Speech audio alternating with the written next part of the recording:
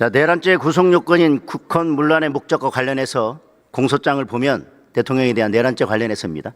국민주권제도, 의회제도, 정당제도, 선거관리제도, 사법제도 등 자유민주적 기본질서를 파괴하려고 했다라고 공소장에 명시했습니다. 맞습니까? 공소장을 그대로 가져왔습니다. 그리고 그 근거로 국회의원, 정치인 등 주요 인사를 영장 없이 체포, 구금하려고 했고 국회를 무력화시키려고 했다는 사실을 그 주요 근거로 적시했습니다. 맞습니까? 네.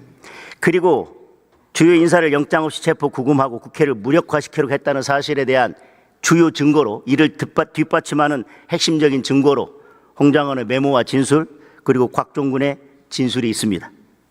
맞습니까? 뭐 그런 걸로 알고 있습니다. 중요한 증거고 핵심적인 증거입니다. 맞습니까? 네. 공소장을 그대로 가져왔고요.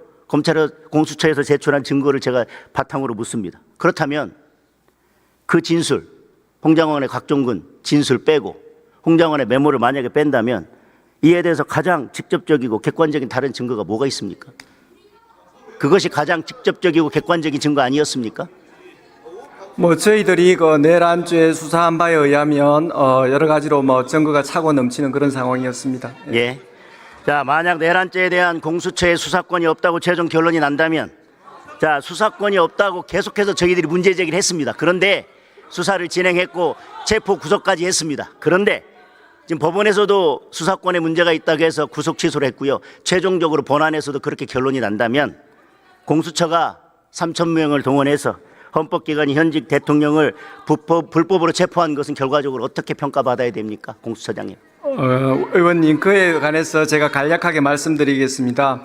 본건 불법 비상계엄 선포로 인한 내란 행위는 대통령이 군 통수권과 행정부처에 대한 지휘감독권을 남용한 직권남용 권리 행사 방해죄와 국헌을 물러나게 할 목적으로 폭동을 일으킨 행위에 적용되는 일반적인 내란죄로 이루어져 있습니다.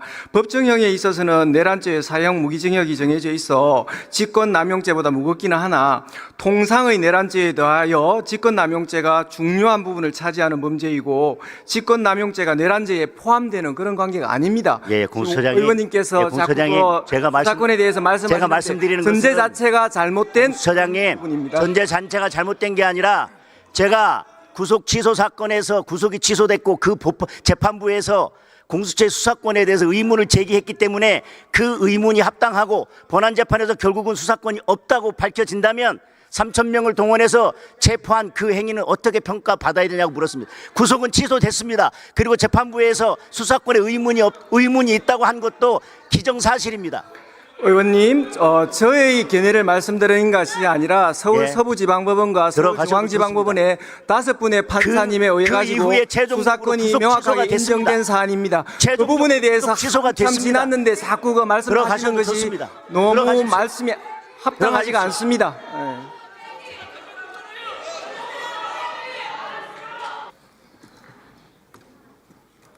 존경하는 우원식 국회의장님, 선배 동료 의원 여러분, 서울 서대문구을 국회의원 김영호입니다. 저는 최근 더불어민주당 김건희, 윤석열 국민특검 단장을 맡아 김건희, 윤석열 일가 측근들의 부정비리 의혹을 조사한 바 있습니다. 그 결과 놀랍게도 부정비리 의혹은 100건에 달했습니다. 윤석열 정권 출범 이후 매달 3건 이상의 부정비리가 나온 셈입니다.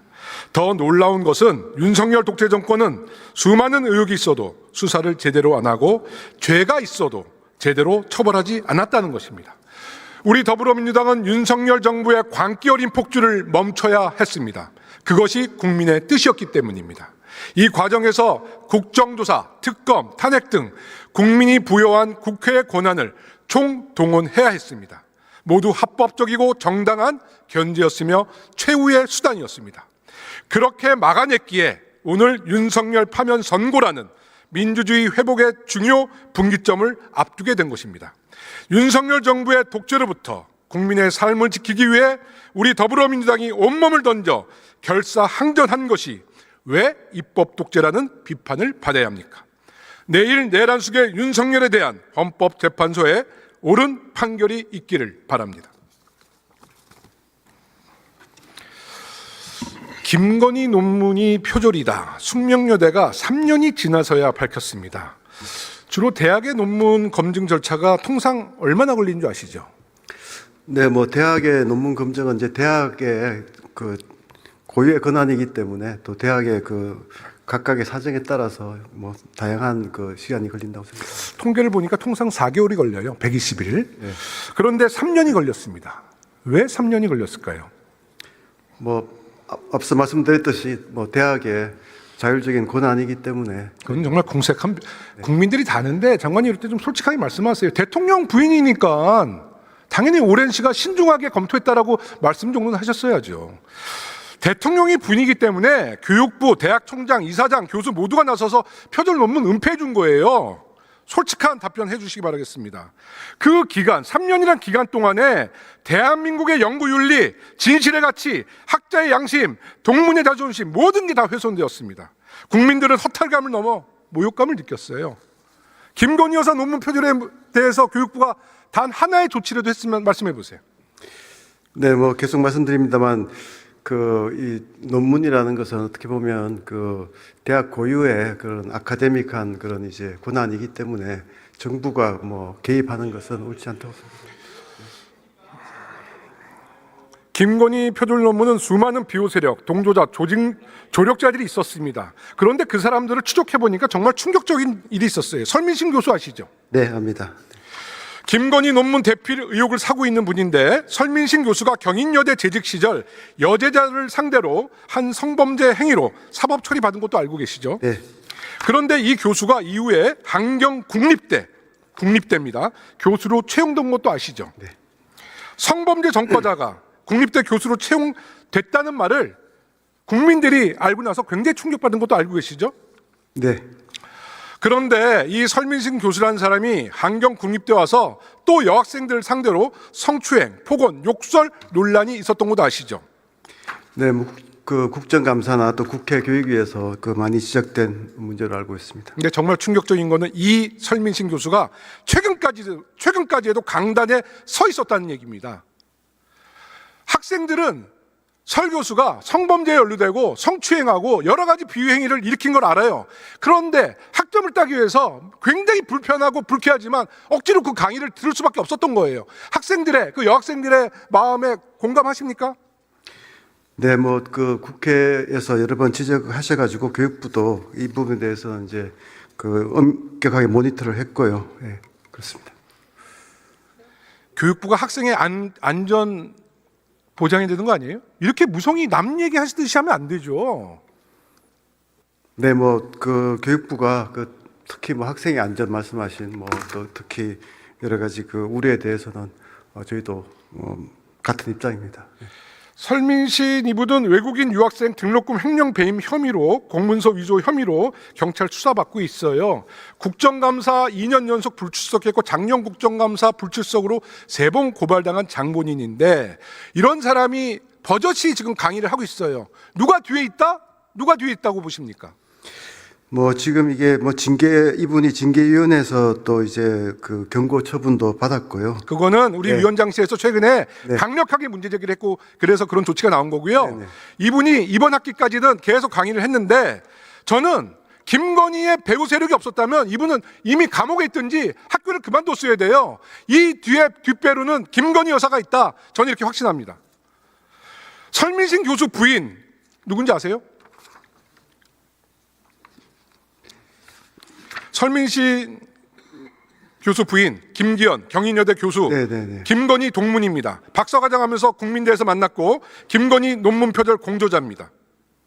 김기현 교수는 경인여대에서 많은 무리를 일으켜서 결국 교육부에서 해임 처분이 났어요. 그런데 이 김기현 교수 지금 포지션이 뭔지 아세요? 해임이 됐다고 생각하십니까? 네, 그 관계 제가 좀 교육부에서 네. 해임 처분을 했는데 지금 부총장이에요, 부총장. 네네네. 이게 비호 세력이 없으면 이같이 무리를 일으키고 비행한 교수가 부총장이 될 수 있습니까? 승승장구할 수 있습니까? 그 뒤에 누가 있다고 생각하세요? 뭐 우리 교육부가 그 학생의 안전이라든가 뭐 이런 그 문제에 대해서는 의원님이 지적하신 대로 그 엄격하게 그 관리를 해야 됩니다만 또 대학의 자율이나 그런 또 대학 고유의 권한에 대해서는 또 인정을 해야 되는 부분이 있습니다. 네. 사학의 부정을 눈 감아줄 수는 없는 거 아닙니까? 그렇지는 않습니다. 지금 사학의 부정과 비리를 지금 말씀드리는 거예요. 제가 교육위원장으로서 김건희 표절 논문 또 방조자에 대한 청문회를 꼭 할 필요가 있다고 생각하는데 이조 장관도 제가 증인으로 채택할 테니까 청문회 때 출석해서 성실히 답변해 주십시오. 그때 봬요. 그때 만나요. 네. 네. 알겠습니다. 들어가십시오. 요구하시면 제가 응하겠습니다. 네. 심우정 검찰총장 공정한 법 행정하고 있다고 판단하고 계십니까? 네, 그 부분은 공정한 노력을 공정한 법 집행을 하기 위해서 최선의 노력을 하고 있는 중으로. 아니, 국민의 여론은 알고 계세요? 네, 공정한 집행을 하고 있다고 생각하고 있습니다. 지금 심우정 검찰총장 굉장히 비판받습니다. 간단히 말해서 두 가지인데 첫째로는 딸 특혜 채용 의혹 때문이에요. 취업을 준비하는 우리 청년들이 지탄하고 있습니다. 둘째, 내란숙의 윤석열 구속 취소에 대한 항고를 포기해서 사실상 탈옥시켰기 때문에 광장의 시민들은 분노하고 있습니다. 이 여론 알고 계시죠? 네, 그 부분에 대한 논란이 제기가 되고 있는데 그 부분에 대해서는 대검에서 적절한 해명을 한 것으로 생각하고 있습니다. 검찰 내부에서도 부글부글하다는 보도가 있습니다. 그렇게 답변하지 마십시오. 자, 제가 이번 과정에서 정말 놀라운 거는 차관님, 네. 전임 차관이 심우정 검찰총장이죠. 네, 법무부 차관은 가석방 심의위원회 위원장이죠. 네, 그렇습니다. 심우정 검찰총장은 윤석열 석방 말고도 윤석열의 장모이자 김건희 엄마 최은순까지 가석방 시킨 점 알고 계시죠? 네, 맞습니다. 야, 정말 대단합니다. 최은순 씨는 사기 혐의로 재판을 받고 구속 결정이 났는데 구속 결정이 된 날 절대 감옥에 가지 않겠다며 약 먹고 죽겠다 법정에서 소란 일으킨 적 알고 계시죠? 네, 언론 통해서. 자기 엄마의 이런 모습을 보고 김건희는 엄마의 가석방을 위해서 프로젝트를 가동한 것 같아요. 그 과정이 정말 기가 찹니다.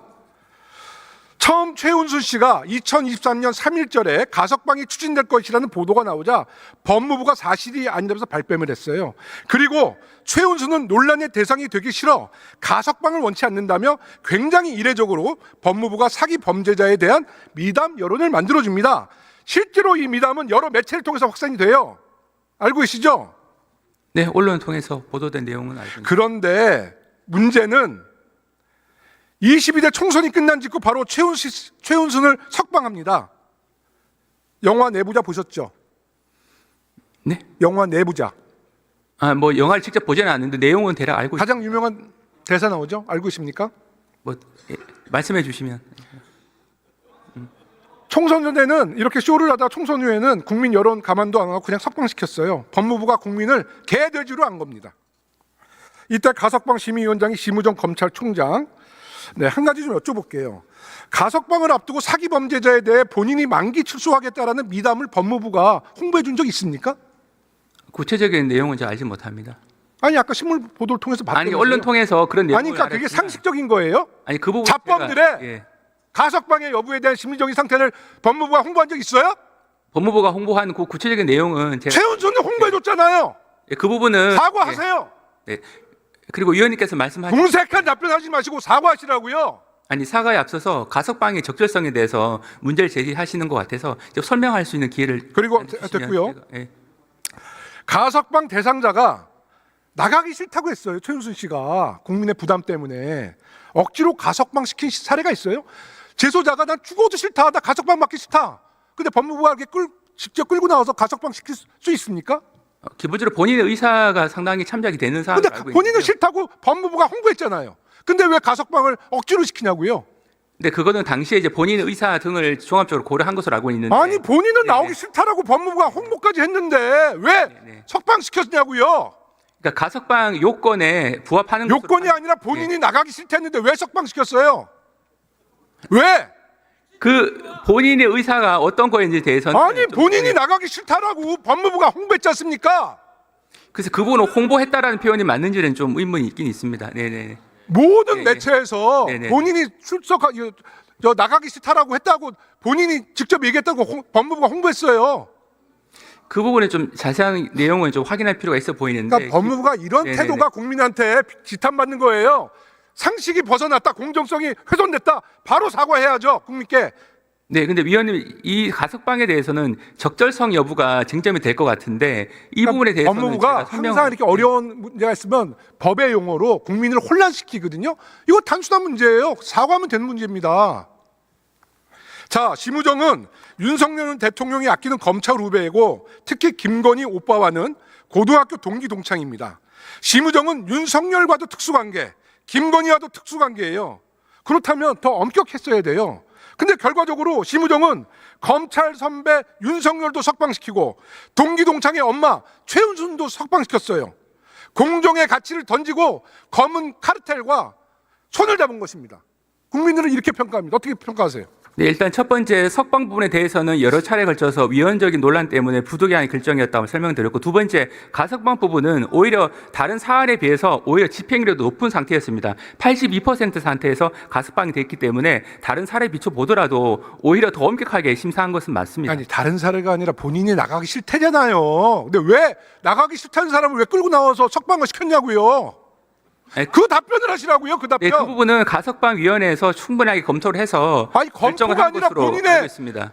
심리 상태를 법무부가 국민과 매체에 알려놓고 나가기 싫다. 근데 왜 억지로 출소시켰냐고요. 이거에 답변해 보시라고요. 근데 그 부분은 이제 대상자의 의사 외에 그 나이라든지 건강 상태, 그다음에 그 행영 성적, 그다음에 재본 가능성 등을 종합적으로 고려를 했는데 아따, 진짜 공감 능력 없으시네. 내가 질문은 그게 아니지 않습니까? 네네. 들어가세요. 검경 수사는 멈췄고 무책임한 정부 여당은 거부권 릴레이 중입니다. 민생, 민주주의, 평화를 국민과 함께 이루어온 대한민국 제1당 더불어민주당 국회의원이자 김건희 윤석열 국민특검 단장으로서 그동안 묻혀있던 누군가 덮으려 했던 김건희 윤석열 일가 측근 비리 동료 의원들과 끝까지 밝혀내겠습니다. 감사합니다. 아까 의원님 이게 질의하신 것 중에 공수처가 한남동에서 3,000명을 동원해서 체포영장 집행한 거 불법이다라는 주장에 대해서 동의하십니까? 판사님께서 그 명령장이기도 한 체포영장을 저희한테 발부해 주셨고, 그러면은 공수처의 적법한 수사권을 당연히 심사하셨고, 그렇게 적법하게 그 명령된 그 체포영장에 의한 정당한 적법 절차의 원칙에 있어서 한치의 어긋남도 없는 그런 영장 집행입니다. 그 불법 체포라고 주장하는 분들 서부지원에 폭동 일으킨 사람도 똑같은 주장 아닙니까? 대한민국 체제 전복 발언 아닙니까 그런 거? 저는 법원의 결정을 존중하지 않는 법치주의의根幹을 해치는 그런 발언이라고 생각합니다. 예. 두 번째, 헌법상 법률상 해야 될 일을 안 하는 공무원들에 대해서 직무유기로 고발하면은 수사해야 되죠. 그 부작위에 대해서 어떤 부분에 있어서는 직무유기죄가 성립할 수 있고, 뭐 그런 부분에 대해서 저희들한테 고발장이 많이 접수되어 있고, 그런 부분에 대해서도 수사하고 있는 부분도 있습니다. 예. 그래서 헌법재판소가 마은혁 재판관 임명 안 하는 것은 위헌이라고 결정을 했습니다. 그런데 지금까지 임명을 안 하고 있습니다. 누가? 한덕수, 최상목 이 두 분이 그렇습니다. 직무유기죄로서 수사해야 되는 거 아니에요? 헌법상의 의무와 관련된 부분이고, 그런 지금 고발장이 접수되어 있고 저희들의 수사 착수했습니다. 그런 부분 유념해서 법과 원칙에 따라 처리하겠습니다. 많은 법 전문가들이 이거 직무유기다 이런 주장합니다. 엄밀하게 좀 봐주시길 바랍니다. 잘 알겠습니다. 세 번째, 12월 5일입니다. 12월 5일 계엄 해제 이후에 한덕수 총리가 계엄 선포문에다가 서명을 합니다. 그리고 그 날 김용현 장관도 서명을 합니다. 그리고 이틀 뒤인 7일 윤석열 대통령이 서명을 합니다. 계엄 해제 이후에 계엄 포고는 서명하는 거 허위 공문서 작성 아닙니까? 증거 인멸 아닙니까? 그 나중에 한덕수 총리가 가져오라고 해갖고 다시 폐기를 합니다. 허위 공문서 작성 아닌가요? 네, 그런 부분 문제될 수 있겠는데 의원님 말씀 유념해서 또 처리하겠습니다. 이 지점은 헌법재판 과정에서 나온 이야기입니다. 본인이 동의했던 거고요, 사실관계를. 그래서 이 부분에 대해서 확실하게 수사 좀 검토를 해주시기를 요청드립니다. 네, 의원님 말씀 유념하겠습니다. 예, 이상입니다. 들어가시죠. 국채와 관련해서 두 가지 지점이 있는데 2023년도에 매각을 했고 지적받아서 매각을 한 겁니다. 그리고 2024년 어느 시점에 매입을 했습니다. 매입 시점을 안 밝히고 있어서 밝혀야 된다 이런 말씀드리고, 그리고 그 시점이 잘못되면 국민들에게 큰 신뢰를 저버린다, 이런 배신행위다 이렇게 보는 거고요. 정치적인 것과 별개로 법률적 이슈가 있더라고요. 하나는 이게 이해충돌 여부가 된다. 왜냐하면 기재부 장관이 외국환 기금을 관리하면서 환율에 대한 정책을 결정하기 때문에, 그래서 환율이 올라갈 것을 베팅하는 행위가 이해 충돌 아니냐 이런 문제인 겁니다. 그래서 그거 검토해봤냐. 두 번째는 약 2억 정도에 대해서 지난번에 경제수석 이후에 하는 것에 재산 신고한 거 쭉 봤어요. 신고 안 돼 있어요. 그러니까 기재부 장관이 답변한 것들을 보면 기재부에서 답변하신 거 보면 2억 원 정도에 대해서 현금을 갖고 있다가 그 다음에 다시 샀다 이랬거든요. 근데 그게 신고돼 있는 거 다시 한번 보십시오. 이거 공직자율법 위반 문제가 있습니다. 어떻게 검토해 보셨어요? 예, 제 아는 범위 내에서 답변 드리겠습니다. 첫 번째로 이제 의원님 말씀하신 다시 24년 언제 취득했냐 아까 이현주 의원께서 말씀하셨는데 정확한 제가 뭐 월 2일까지 모르니까 24년 중반 정도에 그 매입을 하셨고요. 그리고 하나 좀 그 저희가 언론 통해서 설명을 드렸는데 밖에 홍보가 안 된 부분이 이 달러 그러니까 미국 국채와 관련해서 그럼 달러를 사가지고 그 미국 국채를 사야지 이제 뭐 이해충돌 여부나 이제 그런 부분이 있었을 텐데 23년분 포함해서 18년 이후부터 계속 가지고 계시던 달러를 가지고 달러와 미국채와의 그 상황만 바뀐 부분이지 신규로 달러를 취득해가지고 미국채 사신 건 아니라는 거를 부연 설명드리겠습니다. 그래서 그 달러가 재산 신고돼 있냐 물어보는 겁니다. 검토해봤냐 물어보는 제가 이제 공직자윤리위원회에서 이제 법무부 차관님이랑 권익위 그 부위원장님 그리고 인사혁신이 다 이제 위원으로 참여 중입니다. 그 저희 재산 신고할 때 매달 심사를 하는데 저희 공직자 재산 신고는 자동으로 원화로 환산해서 이제 그 신고가 되도록 돼 있습니다. 다 돼 있다 이거죠? 예. 알겠습니다. 다음 상법 이야기하겠습니다.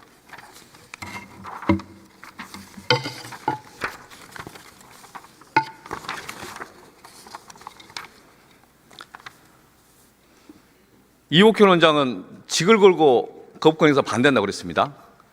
그리고 법무부도 이에 대해서 거부권을 하라고 그런 의견서 내지 그런 의견을 피력하진 않았었죠. 그런데 이걸 왜 거부권 행사했습니까? 뭐 법무부 차관께서 말씀하시겠지만 법무부에서 제의 요구를 요구하셔서 마지막 단계에서 제의 요구를 하신 것으로 알고 있습니다. 이 정정보도 안 하고 이게 다 가짜 뉴스인가요? 법무부 차관께서 아마 그 부분 답변 드리실 수 있을 것 같습니다. 현 정부가 국정 과제로 하기로 한 거 왜 현 정부가 그걸 거부합니까? 그리고 말이 취지는 공감한다. 그런데 거부권 행사한다. 국민을 우롱하는 궤변 아닙니까? 제가 이제 저희 기재부 소관 법률이 아니라서 좀 외람되긴 합니다만 이제 취지에 공감한다는 취지는 의원님 포함하셔서 모든 분들이 생각하시는 이제 일반 주주의 권익이 지금 그동안 충분히 보호되지 않았다. 그런 부분에서 상법이 됐든 자본시장법이 됐든 뭔가 개선이 필요하다는 취지에 대해서는 공감을 하지만 정부 입장에서는 그 여러 가지 이제 사회 혼란이 예상되기 때문에 자본시장법부터 해서 나중에 이런 좀 판례라든지 확정이 삼성물산 합병 비율이 문제가 됐다. 그로 인해서 구상권 행사하라. 되게 계속 소극적이었어요. 삼성물산 주주들이 왜 삼성물산 이사들이 잘못한 행동에 대해서 손해를 보느냐. 그리고 삼성물산 주주였던 국민연금 왜 손해를 보느냐.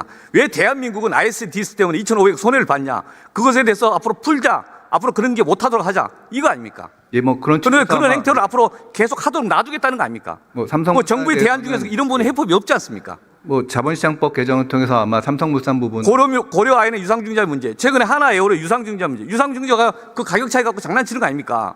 근데 그런 것에 대해서 과연 일반 주주의 이익을 보호하는 거냐? 그렇지 않다. 계속 이걸 보호해달라. 나 모르겠다.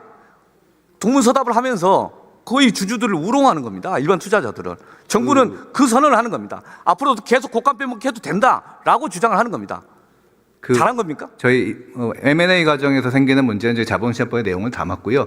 의원님께서 말씀하신 유상증자를 하는 부분에서 문제가 되는 부분이 있다라고 하면은 저희 법안 논의 과정 정부에서 그래서 이야기하는 자본시장법이 그게 핀셋 규제라는 게 대책이 안 되기 때문에 이것을 같이 한다고 그런 건데 지금도 그 핀셋 규제 그것만 갖고 이 사람들 기망하고 우롱하는 거 너무 무책임하다고. 그래서 오직했으면 처음에 법무부에서도 정무적으로 이게 부적절하다 그렇게 의견을 개진한 거지 않습니까? 그런데 이것을 한덕수 총리 그 전날 한경영 단체 만나고 그날 거부권 행사하고 바로 가서 쪼르르 4대 재벌들 만나서 그거 갖다가 주는 거 아닙니까? 때와 장소가 정말 공교롭고 보기 좋지 않습니다. 이거 반성해야 되는 거 아니고요? 작년 국정과제 설정했던 것을 엎었으면 사과부터 해야 되는 거 아니에요? 왜 사과도 안 합니까? 거부권 행사하면서 죄송하다. 우리 국정과제 엎었는데 신뢰를 무너뜨려서 미안하다. 사과해야 되는 거 아니에요? 사과할 용이 있어요? 저희 아마 총리님께서 제의 요구하시면서 그런 취지의 발언하신 것으로 알고 있고요. 여기서 한번 사과 한번 하세요. 그러면 어떻게 사과를 했는지. 그 기본적으로 법의 취지에는 공감하고 일반 주주 보호 이익에 충실하지 못했던 부분에 대해서는 개선 필요성이 있다라는 의사는 밝힌 것으로 알고 있습니다. 국민을 우롱하는 겁니다. 들어가세요. 한덕수 총리 추상목 장관 오늘 불참했는데 국민들에게 부끄러워서 국민들이 두려워서 도망간 겁니다. 예, 오기영 의원 수고하셨습니다. 존경하는 선배 동료 의원 여러분, 또 의장님과 함께 이렇게 많은 국민 여러분께서 이 긴급 현안지를 보고 계십니다. 이 중요한 시기에 한덕수 국무총리와 최상목 기재부 장관은 불출석했습니다. 이 헌재 판결을 존중해 달라고 한덕수 고단대행은 얘기하고 있지만 마은혁 재판관의 헌재 판결은 존중하지 않고 있습니다. 최상목 기재부 장관은 이 경제 수장임에도 불구하고 인사청문회 당시에 비판받아 매각했다는 미국채를 다시 구입했습니다. 한국 경제의 파탄에 베팅하며 한국 경제의 불확실성에 투자한 것입니다. 이에 대해서 정말 탄식을 금할 길이 없습니다. 오늘 이 불출석에 대해서 우리 국회가 강력하게 규탄하고 반드시 그 책임을 물을 것을 촉구합니다. 보건복지부는 식약처와 더불어 우리 사회에 마약이 유포되거나 우리 사회를 좀먹는 행위를 근절해야 되는 부처 맞습니까? 네, 맞습니다. 네, 의료용 마약일지라도 철저히 관리, 감독, 감시해야 되는 것도 맞습니까? 예, 맞습니다. 계엄 당일 2024년 12월 3일 날 윤석열의 배우자 김건희 씨가 이 성형외과에 갔다는 사실을 제가 폭로한 바 있습니다. 혹시 알고 계시나요? 네, 언론 보도를 통해서 알고 있습니다. 이 박동망 성형외과 진료 시간이 오전 9시 30분부터 오후 9시까지였는데요. 이 진료 시간 이후에 저녁 6시 25분부터 9시 30분까지 약 3시간 동안 성형외과 갔었고요. 또 계엄 선포 전 1시간여 전에 황급히 돌아갑니다. 그리고 그때 당시에 신사역 4번 축에 있는 이 당시에 이 성형외과에 방문할 때 카니발 하이리무진 제가 차량 번호까지도 공개를 하진 않았지만 제보를 했었는데 그 CCTV까지도 보도됐던 바가 있습니다. 알고 계십니까? 예.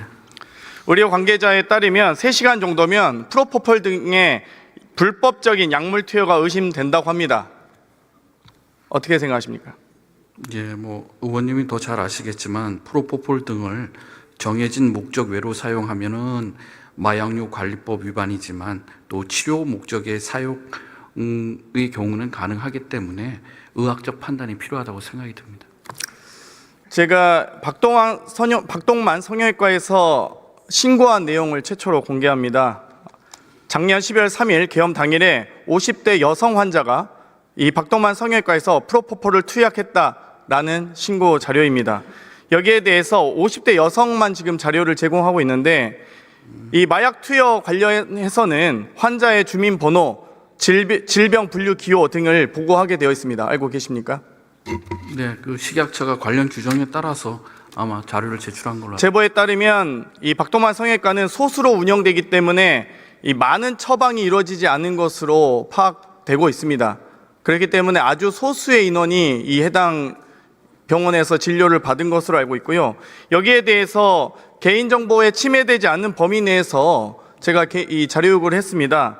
이 50대 여성이 몇 년생인지 혹은 주민번호 앞자리가 720902인지 또 50대 여성이 박동만 성형외과에서 프로포폴을 포함한 모든 내역에 대해서 제출해 줄 수 있는지 또 처방량을 단순히 한 개라고 하지 않고 모든 용량을 포함해서 표시해서 제출해 달라는 요구, 또 어떤 시술 명목이었는지도 요구하고 있습니다.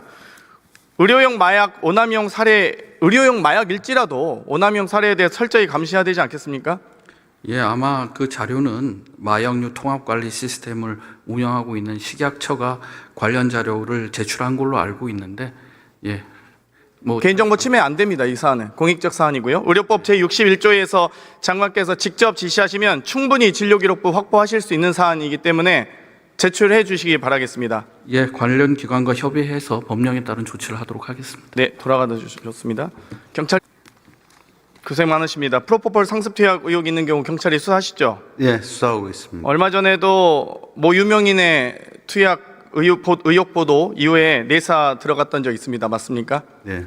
제가 이게 대정부 질의, 긴급 현안 질의 과정에서 공개한 부분에 대해서는 내사 착수해야 되지 않을까요? 제가 직접 수사 지휘권은 없지만 국수본에 전달하도록 하겠습니다. 박동만 씨가 중국으로 피신했다가 돌아왔다는 제보도 있습니다. 그래서 이런 부분 다 포함해서 해주시고요. 이 마약 수사를 정말 전념했던 백혜령 경정 좌천되고 정말 불쌍하지 않습니까? 왜 열심히 일하는 사람이 좌천되는지 모르겠는데 당시 김찬수 영등포 서장은 대통령실 갔다가 경무관 다셨잖아요.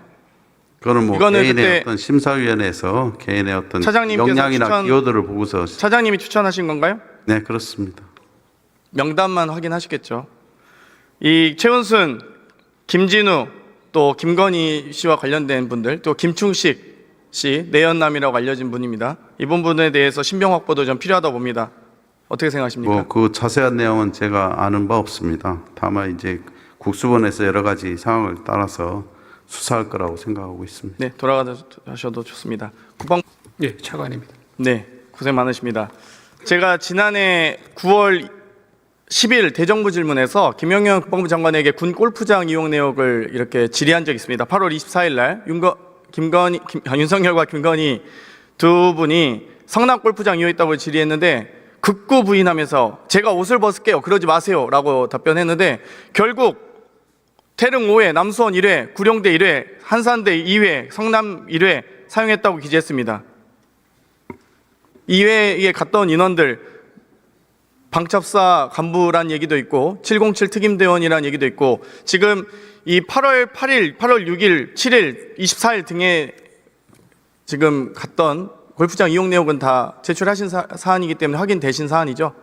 예. 윤석열 대통령이 군 골프장 이용했던 사안입니다. 맞습니까? 예, 대통령께서 군 골프장을 일부 이용하신 것은 맞습니다. 김건희 씨가 동행했던 것들도 다 확인하셨습니까? 동행자들 명단 확인하셨나요? 대통령 일정이기 때문에 세부적으로 동행자 이런 것들은 저희가 파악할 수 없는 상황입니다. 신기하게 다 토요일이나 일요일 주말간에 이루어지는데 8월 6일부터 8월 8일은 화수목 3일에 걸쳐서 이루어집니다. 이 부분은 좀 저는 내부 파악이나 조사를 하셨으면 좋겠는데요. 예, 그건 말씀드린 대로 대통령 일정이기 때문에 저희가 좀 파악이 제한된다는 말씀을 드리겠습니다. 네, 저는 군대를 수집 영연소대에 다녀와서 영연관리병이었습니다. 수집 영연관리. 아시겠지만 수집은 군 물자 관리를 의미하고 영연은 군 시체 관리를 의미합니다.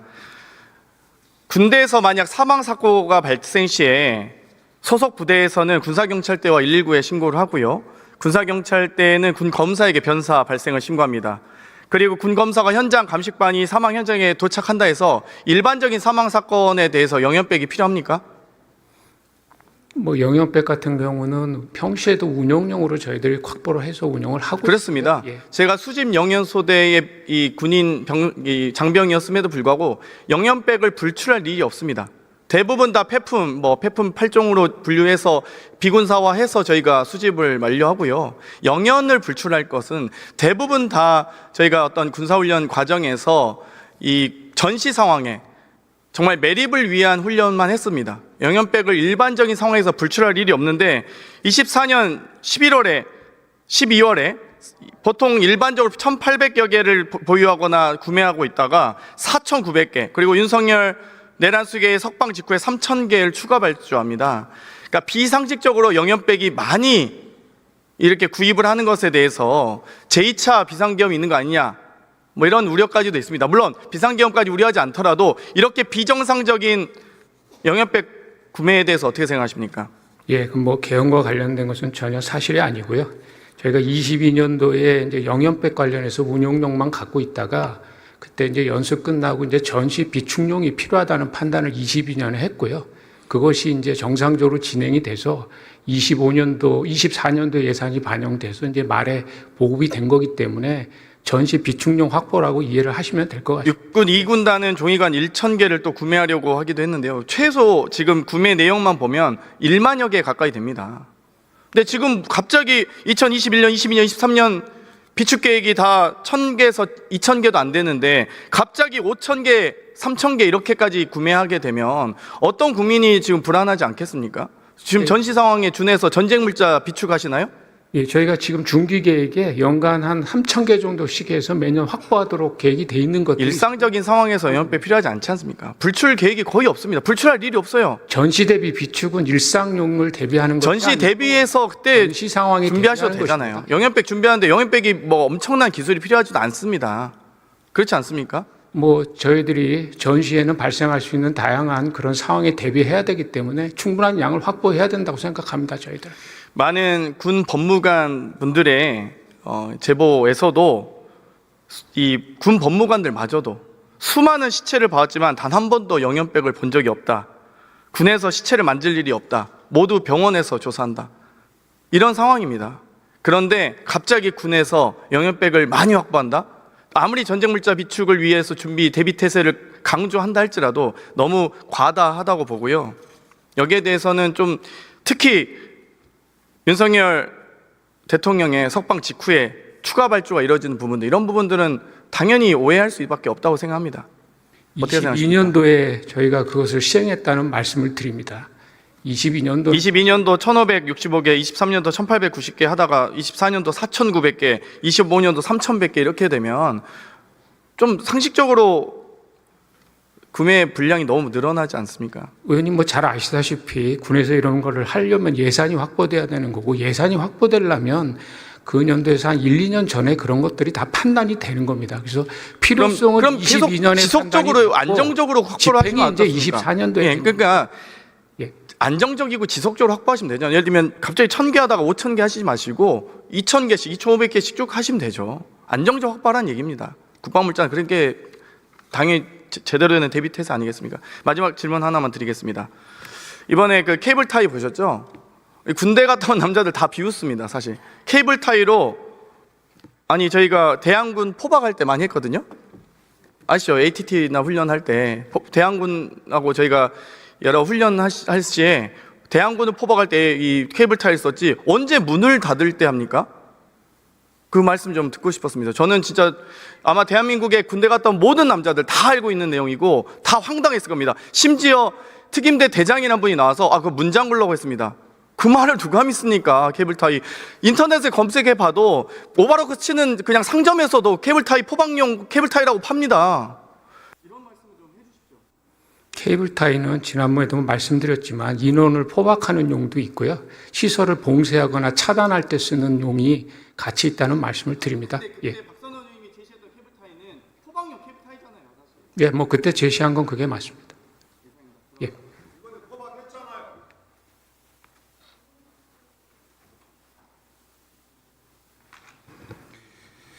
네, 수고 많으십니다. 최상목 권한대행 당시에 헌법재판소에서 권한쟁의 심판 청구 사건 위헌 결정을 했습니다. 맞죠? 권한쟁의 심판에 대해서 인용 결정이 권한 침해다라고 하는 것을 확인했고 헌법재판소법 기속력에 따르면 임명해야 될 헌법적 의무가 구체적 자기 의무가 발생하죠. 예. 지금 그게 이행이 안 되고 있습니다. 매일같이 위헌 상태가 지속되고 있는 상황 맞죠? 지금 이행이 되고 있지는 않습니다. 위헌 상태가 계속 지속되고 있는 상황 맞죠? 지금 그렇게 말씀하실 수 있겠습니다. 명확하게 말씀해 주세요. 위헌 상태입니까 아닙니까 지금? 헌법재판소 결정에 따르면 그 국회의 헌법재판소 구성권을 침해했다고 결정을 했습니다. 그것이 그 헌법재판소 결정문의 결론입니다. 그게 위헌이지 않습니까? 그 내용에 보면은 헌법상 그 임명해야 될 의무가 있다고 판결문에 기재되어 있습니다. 한덕수 총리 결정에서도 마찬가지 내용 다시 한번 확인했죠. 헌법재판소에서. 그 내용에서 이제 임명하지 않은 것이 이제 헌법과 법률에 위반된다는 기재 부분이 있습니다. 네. 헌법재판소 결정문에 따르면 국회 선출 재판관에 대해서는 대통령 또는 대통령 권한대행이 임명할지 여부를 결정할 재량권이 없다라고 못을 박았죠.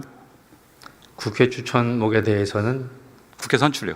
국회 선출 몫에 대해서는 그 자격 요건이라든지 그리고 그 의회 민주주의 절차상 하자가 없다면은 그 임명을 해야 된다는 설치가 있습니다.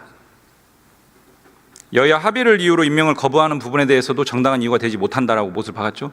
예, 이후 부분에 보면 그런 부분이 나와 있습니다. 지금 위헌 상태가 한덕수 대행, 최상목 과거 대행에 의해서 계속적으로 이루어지고 있었는데 지금도 위헌 상태이고요.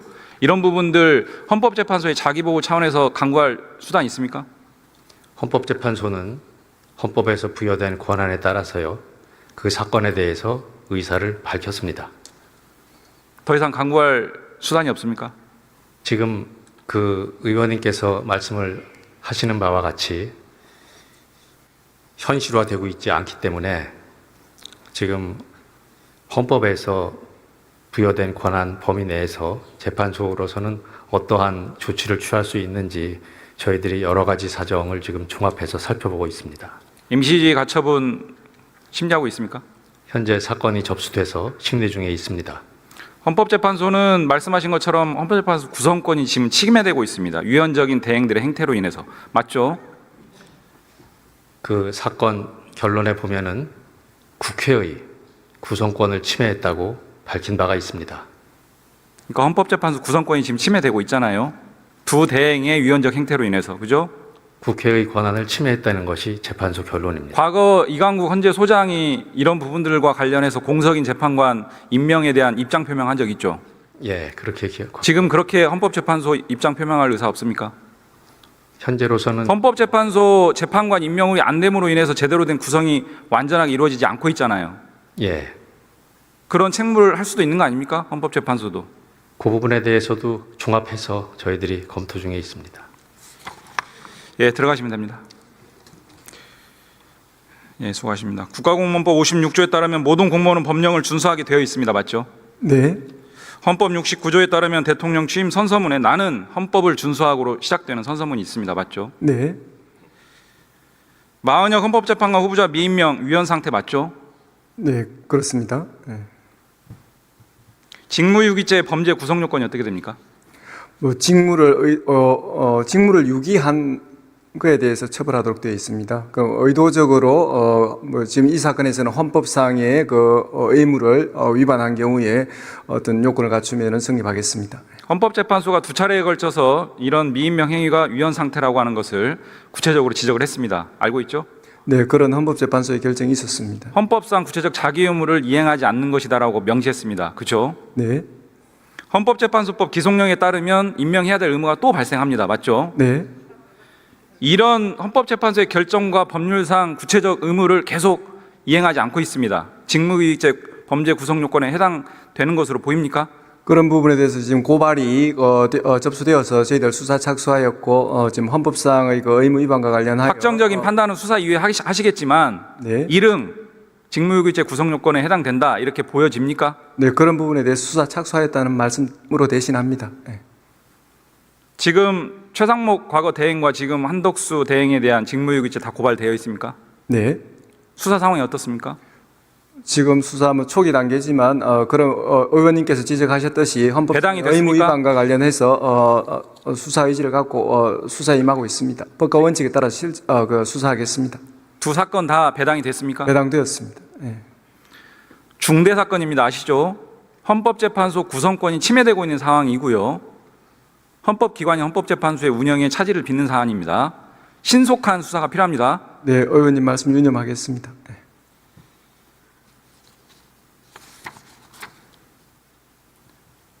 최상목 장관에 대한 경제금융비서관 당시의 혐의 관련해서 고발 접수된 거 있죠? 네, 고발되었습니다. 예. 수사 진행 중입니까? 그 부분도 배당되어서 지금 진행하고 있습니다. 네. 2018년 박근혜 미르재단 판결문을 보면 당시 청와대 경제금융비서관이었던 최상목 장관은 안종범의 지시를 받아 삼성, 현대차 등 9개 그룹의 출연금을 모집하라는 지시를 행정관들에게 내렸다. 이렇게 판결문에 판시가 되어 있습니다. 알고 있죠? 네. 특히 아직까지도 출연금을 안 낸 그룹이 있냐? 그 명단을 달라고 하면서 화를 내면서 출연금 모집을 종용했다는 사실도 판결문에 적시되어 있습니다. 알고 있죠? 네. 우리 법령 중에 공무원이 기업에게 법령상 의무 없는 출연금 납부를 하도록 독촉할 수 있는 근거 조항이 있습니까? 뭐 그런 부분 지금 그런 조항이 있습니까? 뭐 특별히 규정이 없는 것으로 알고 있습니다. 특별히가 아니라 없습니다. 네. 불법이기 때문에. 이와 관련해서 최상목 당시 비서관 말고 다른 사람이 직권남용죄로 처벌된 거 알고 계시죠? 네. 이런 상황을 종합하면 최상목 현 장관의 직권남용 여지 충분히 있다고 보이는데 어떻게 생각합니까? 뭐 그런 부분 지금 고발되어 있으니까 제가 뭐 결론을 말씀드릴 수는 없고 의원님 말씀 유념해서 또 범죄 성립 여부에 대해서 검토하도록 하겠습니다. 고발 사항이 특가법상 뇌물죄, 특경법상 공갈죄 맞습니까? 그런 부분이 문제된 걸로 알고 있습니다. 네. 소멸시효 지나지 않았습니다. 공범에 대해서 그 유죄 판결이 있을 경우에 공소시효가 정지된다는 그 법리가 이 사건에서도 적용되는 그런 사안입니다. 그래서 제가 말씀드린 직권남용죄 포함해서 신속하고 엄중하게 수사해야 됩니다. 네, 유념하겠습니다. 그렇게 하겠습니까? 유념하겠습니다. 네.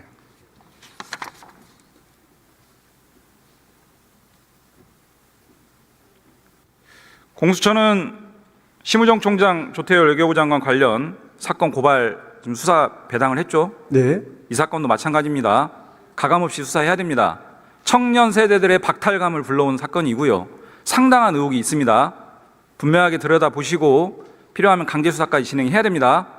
저희 공수처는 그 고위공무원의 그 범죄에 대해서는 어떤 지위 고하를 막론하고 법과 원칙에 따라 철저히 수사하겠습니다. 네. 예, 들어가시죠. 예, 수고하십니다.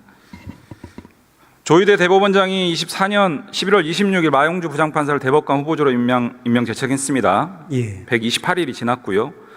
윤석열이 직무정지 되기 전에 국회 임명동의안을 제출하고 국회에서 임명동의안이 가결된 지 벌써 97일이 지났습니다. 예.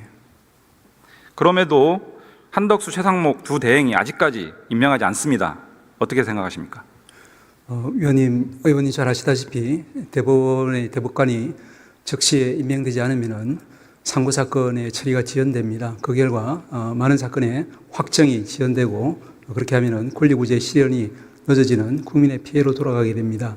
이런 점에서 저희들도 속히 마영주 후보자에 대해서 임명 절차가 이루어지기를 고대하고 있는 중입니다. 다만 말씀하신 그 쟁점에 대해서는 저희가 알기로는 최상목 전 권한대행에 대해서 탄핵소추안이 발의가 되어서 결국 이제 헌법재판소의 재판 사항이 될 것으로 보이기 때문에 그 기사항의 말씀은 좀 드리기 곤란한 사항인 것 같습니다. 헌법상 대법원장에게는 대법관 제청권이 있고 국회는 임명 동의권이 있습니다. 맞죠? 예. 앞서 말씀드린 최상목 권한대행에 대한 권한쟁의 심판 청구 결정문의 취지에 따르면 대법원장과 국회도 대통령과 함께 대법원 구성권을 갖는다. 이렇게 볼 수도 있겠습니다. 동의하십니까? 예, 그런 견해도 가능하기는 있습니다. 이 마용주 대법관 임명하지 않는 것은 굉장히 기이합니다. 사법부 수장이 임명 제청했고 당시에 행정부 수반이었던 윤석열 대통령 입장에서 임명 동의안을 국회에 제출했고 입법부가 국회가 의결까지 했습니다. 그래서 그 이후에 직무정지 되어서 권한대행이 들어와서 임명하지 않고 있는 꼴입니다. 권한대행들이 대한민국 3부 수장의 의사결정을 다 무시하고 있는 꼴입니다. 이해되십니까? 예, 말씀하신 그런 취지로 그런 절차가 이루어졌기 때문에 저희들은 속히 임명될 것을 있을 수 있는 일입니까? 말씀드렸지만 그 부분의 당부에 대해서는 지금 이제 탄핵소추안 당부에 대해서 말씀하셔야죠. 저희들이 재판 사항에 대해서는 재판 사항이 아닙니다. 예, 의원님 말씀 취지는 이야기. 적법합니까? 다시 한번 말씀드리지만 그 부분에 대해서 저희들은 속히 임명이 되어야 한다는 입장이지만 현재 탄핵소추안 발의에 따라서 재판 사항이 되어버릴 것으로 보기 때문에 그 직접적인 구체적인 답변은 드리기가 곤란한 상황인 것 같습니다. 당시 대통령이 대법원장 임명 제청에 동의해서 임명 동의안을 국회로 보냈습니다. 그렇게 생각합니다. 그 이후에 권한대행이라는 사람이 대통령이 임명 동의안까지 보낸 내용을 대통령의 의사에 반해서 지금 거부하고 있거든요. 이게 임명 동의안을 국회로 보냈습니다. 그렇게 생각합니다. 그 이후에 권한대행이라는 사람이 대통령이 임명 동의안까지 보낸 내용을 대통령의 의사에 반해서 지금 거부하고 있거든요. 이게 이해되는 상황입니까? 그래서 저희들은 속히 임명이 되기를 기다리는 중이라고 말씀드렸습니다. 이런 상황이 일반론에 비춰보면 직무유기죄에 해당된다고 보여집니다. 어떻게 생각하십니까? 예, 아까 말씀드린 바와 같은 취지로 지금 이제 법적인 쟁점 사항이 되었기 때문에 제가 답변드리기는 한계가 있는 것 같습니다. 이해해 주시기를 부탁드립니다. 마지막으로 마용주 대법관 미임명에 대해서 한 말씀 해주시고 들어가시면 됩니다. 예, 국회에서 또 저희들 대법원장님이 제청하시고 또 대통령께서 그 제청을 받아들여서 국회 임명 동의를 요청했고 또 국회에서도 임명 동의안에 대해 의결을 했습니다. 그만큼 그 자질이 충분히 검증된 분이라고 생각합니다. 속히 임명되기를 저희들 기다리는 마음이라고 다시 한번 말씀드리겠습니다. 네, 들어가시고 법무부 차관 나와주세요. 윤석열 불법 석방에 대해서 묻겠습니다. 형사소송법 410조 아시죠? 410조 예, 즉시 항고 관련된 예, PPT 규정입니다. 한번 보시죠.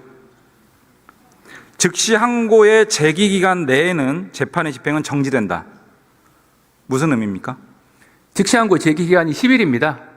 7일입니다. 7일. 예. 그 제기 기간 내에서는 이제 집행 정지가 이제 원칙적으로 요 규정하고 있는데, 그러니까 요 부분 관련돼서 드릴 말씀은 기본적으로 당시 검찰은 즉시 항고 자체를 주장 하지 말고 않기로, 이 예. 법령에 대해서 설명만 하시면 됩니다. 그 기간 내에서는 일단은 이제 보류한다는 취지로는 해석은 됩니다. 보류요? 예, 예. 즉시 항고 기간 7일 내에는 네네. 즉시 항고를 하든 안 하든 네네. 재판의 집행 정지효, 즉 예. 구속 취소 결정이 없는 상태. 아, 네네네. 즉 그렇습니다. 예. 윤석열은 7일 동안은 무조건 구속 상태에 있어야 된다. 이런 의미죠. 근데 그거는 반드시 그렇게 해석할 것은 아니라는 것이, 기본적으로 옛날에는 3일이었다가 7일로 늘어났는데, 기본적으로 이 취지는 그 기간 내에 숙려를 할 수 있다라는 취지로 이해가 됩니다. 그렇다면 당시 검찰에서는 그 해당 기간 내에 이미 판단을 내렸습니다. 내렸다면 그 기간에서 이제 남아있다고 해서 계속 보류한다는 것은 어떤 인신의 구속에 관련된 어떤 영장주의를 아까 훼손하는 측면이 있기 때문에 법 제도의 취지에 비춰 보더라도 그 기간 내에 즉시한 걸 포기하는 것을 결정을 했으면 바로 조치를 하는 것이 타당하다는 입장입니다. 그렇지 않죠. 문헌이 명백하잖아요. 즉시 항고 기간 내에는 무조건 집행정지효가 있습니다. 만약에 차관 얘기대로 하려면 즉시 항고 포기서를 내야죠. 즉시 항고 포기서 법원에 낸 적 있습니까? 없습니까? 예, 서면으로 낸 것은 없습니다만 이 석방 지휘서를 포기서는 서면으로 제출하는 것이 형사소송법 규정입니다. 이런 법령의 규정도 검찰이나 법무부 몰라요? 당시 석방 지휘서를 구치소에 보냈고 그 관련된 서류를 법원에 대한 의사표시로 포기를 해야 된다고요. 서면으로. 모르십니까? 압니까? 그동안 저희가 모르세요? 아세요? 아니 규정상으로는 돼 있습니다만 그동안 저희가 돼 있으면 그대로 해야죠. 예. 왜 법률 규정 위에서 행정을 합니까? 뭐 상소 포기는 원칙적으로 서면으로 즉시 한다라고 항고가 되어 있긴 위헌이라고 합니다. 헌재에서 결정한 적 있어요? 왜 위헌을 행정부가, 여기 앉아 계신 장관분들이 다 이조항 위헌인 것 같아서 행정 집행 안 하겠다 그러면 대한민국 유지됩니까? 검찰은 특권이 있어요? 다만 추후에 위헌으로 판단될 가능성이 굉장히 높은 사항이라. 그 가능성을 왜 행정부가 판단해요? 근데 그 검찰 입장에서는 판단할 수밖에 없는 것이, 그렇지 않죠. 검찰은 검찰 공화국입니까? 특권입니까? 아니 구속 기소의 어떤 적법성에 그러면 차관 말씀에 따르면 모든 행정부처와 모든 외청들이 이조항 위헌인 것 같으니까 나 집행하지 않을래요. 나라 꼴이 어떻게 됩니까? 아니 이 규정은 저희가 위헌이기 때문에 그 조항을 누가 위헌이래요? 아니 위헌 가능성이 높기 때문에 기본적으로 누가 즉시 항고를 판단합니까? 하지 않았다는 겁니다. 예. 아니 위헌적인 결과 발생 가능성이 굉장히 높다고 판단했기 때문에 그런 발생 가능성을 저희가 용인할 수도 없다는 생각이었습니다. 자, 마지막으로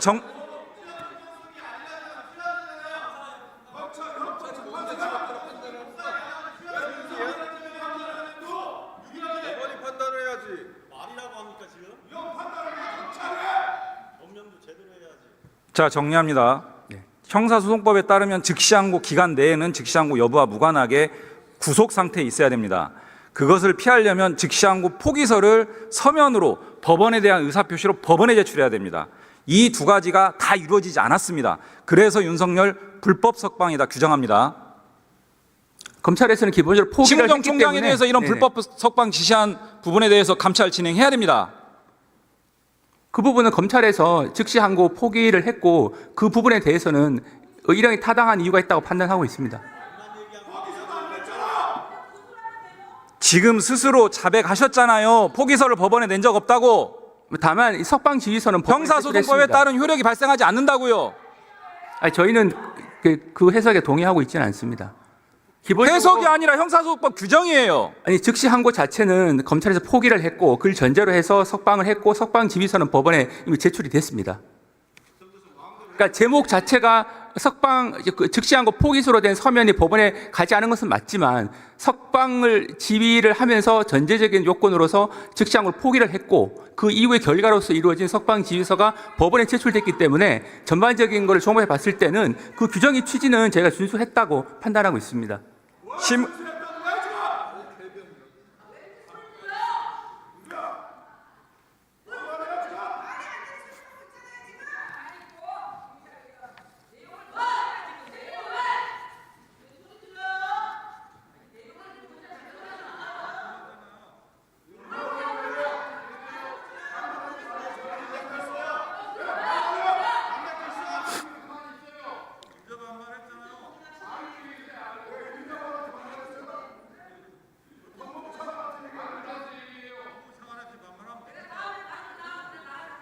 자, 심우정 총장에 대해서 감찰하지 않는 거 법무부 차관의 직무유기가 됩니다. 추진하세요. 검찰의 판단에 대해서는 타당하다고 생각하고 있습니다. 같은 공범이 되는 겁니다. 들어가세요. 외교부 차관 나와주세요.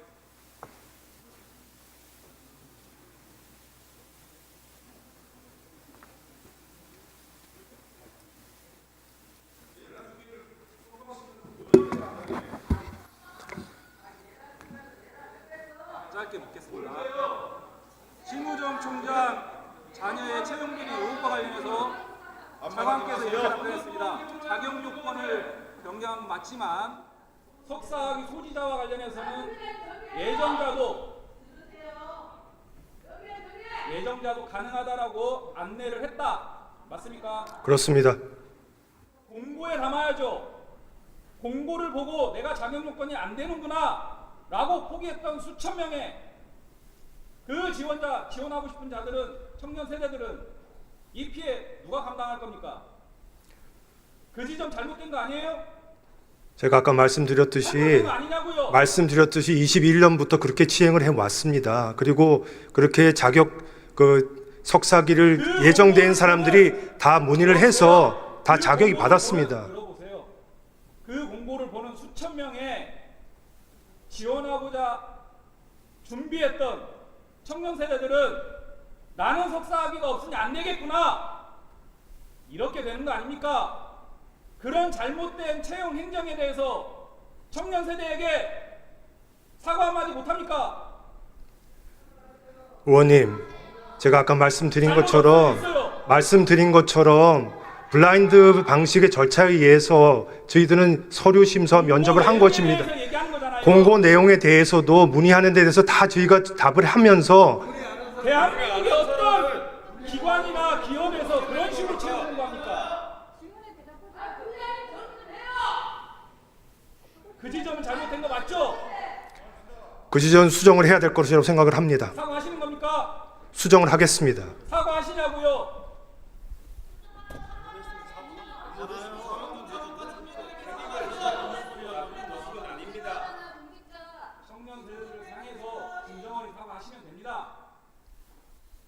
외교부가 청년 세대가 이런 공공기관의 채용 절차의 공정성과 투명성에 대해서 상당히 많은 의식을 갖고 있다는 것을 알고 있고 저희도 열심히 노력하도록 하겠습니다. 그런 태도가 청년 세대들의 2차 가해고 또 다른 공분을 자내는 겁니다. 들어가세요. 이 얘기만큼은 꼭 하고 싶었습니다. 한덕수 대행, 최상목 전 대행, 헌법 위에 군림하는 최고 권력자들, 국민을 대표하는 국회가 어렵게 시간을 내서 불렀는데 왜 참석하지 않습니까? 누구는 이렇게 얘기합니다. 걸어다니는 위원들이라고. 도대체 그들에게 헌법과 법률은 휴지 조각입니까? 국민들이 도저히 이해하지 못하고 있습니다. 예전에는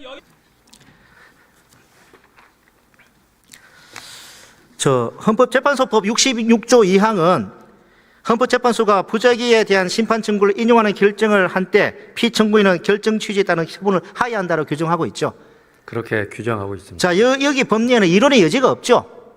그렇게 알고 있습니다. 자, 그렇다면 최상목 부총리가 권한대행이 만약 헌법재판소 결정에 따라서 임명을 해야 되는 건 헌법재판소법에 따라 법리 이론의 여지가 없는 명백한 것인데 그걸 3월 24일 물러날 때까지 결정하는 건 명백한 헌법 위반이 맞죠? 그러니까 임명을 해야 될 헌법상 의무가 있습니다. 명백하게 헌법 위반한 거 맞죠? 그러니까 헌법상 의무가 있다고 말씀을 드립니다. 예, 좋습니다. 예, 시간 관계상 예, 들어가셔도 좋습니다. 예, 국무위원들 전체에게 묻겠습니다.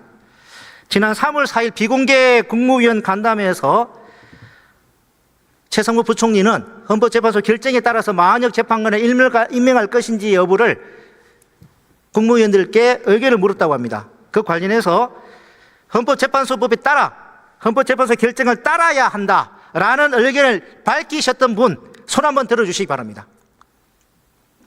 다시 한번 묻습니다. 3월 4일 국무회의 때 헌법재판소에서 만약 재판관 임명하지 않은 것은 위헌이니 임명해야 된다는 취지로 헌법 결정이 2월 27일 났고 3월 5일에 4일에 비공개 국무위원회가 있었을 때 최상목 권한대행이 참석한 국무위원들께 의견을 물었다고 합니다. 그때 헌법재판소법에 따라서 헌법재판소 결정에 따라서 임명해야 된다라고 의견을 밝히신 분 손 한번 들어주시기 바랍니다. 아무도 안 계십니까? 단 한 사람도 안 계신 거예요? 여러분들은 헌법 파괴자들입니다. 헌법 파괴 내각이에요. 부끄러운 줄 아십시오.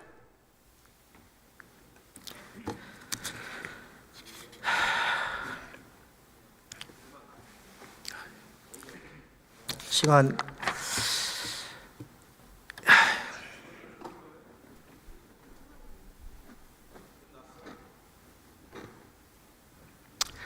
묻고 싶은 게 더 많은데 시간 관계상 마무리하도록 하겠습니다.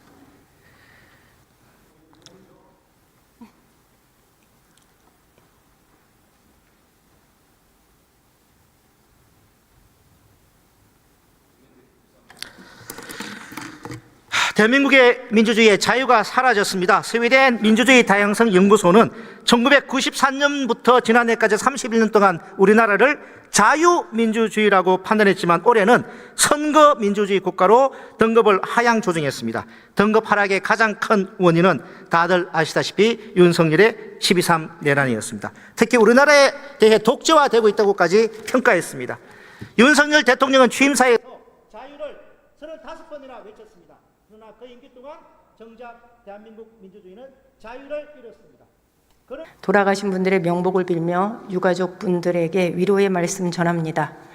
그리고 이 모든 걸 수습하기 위해서 현장에서 애써주신 산림청, 소방청, 국방부 등을 비롯한 지방자치단체의 수많은 공직자들, 그리고 마을 이장과 주민분들까지 진심으로 감사의 인사드립니다. 애써주셔서 고맙습니다. 먼저 오늘 이 자리에 나와 국민 앞에 사과해야 할 한덕수 권한대행이 참석하지 않았다는 사실에 강한 유감을 표합니다. 이번 산불은 그저 매년 있던 산불이 아니었습니다. 기후위기 시대에 일상화되는 기후재난의 모습이었고 고령화와 소멸위기에서 존립을 위협받는 지방의 모습이었습니다. 변화하는 시대에 맞는 재난 대응 체계를 마련해야 합니다. 매년 반복되는 재난을 무겁게 인식하고 신속 정확하게 개선 방안을 만들어야 합니다. 그러나 재난을 대하는 정부 여당의 모습은 어떻습니까? 현장에서 제가 가장 많이 들었던 소리는 거대한 재난 앞에 정부는 어디 있느냐는 소리였습니다. 한덕수 권한대행은 여당 지도부와 함께 산불 피해 현장에 가서 웃고 떠들며 서로에게 따봉을 날리느라 바쁩니다. 탄핵 기각된 것이 그렇게 신났습니까?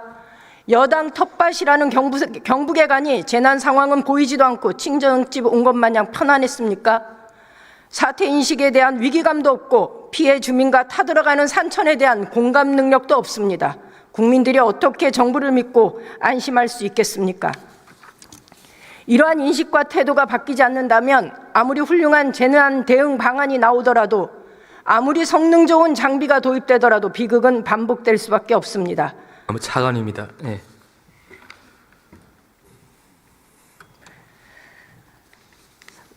그 본질이 앞서서 잠깐 한 가지 더 말씀을 드리고 넘어가야 될 것 같습니다. 아까 국민의힘 임종득 의원께서 질의 중에 마치 민주당의 모 의원이 마은영 헌법재판관을 임명하면 산불 피해자 지원하겠다라는 발언을 하셨는데 제가 그 발언을 들으면서 문해력이 떨어지는 매우 악의적인 발언이다라는 생각을 했습니다.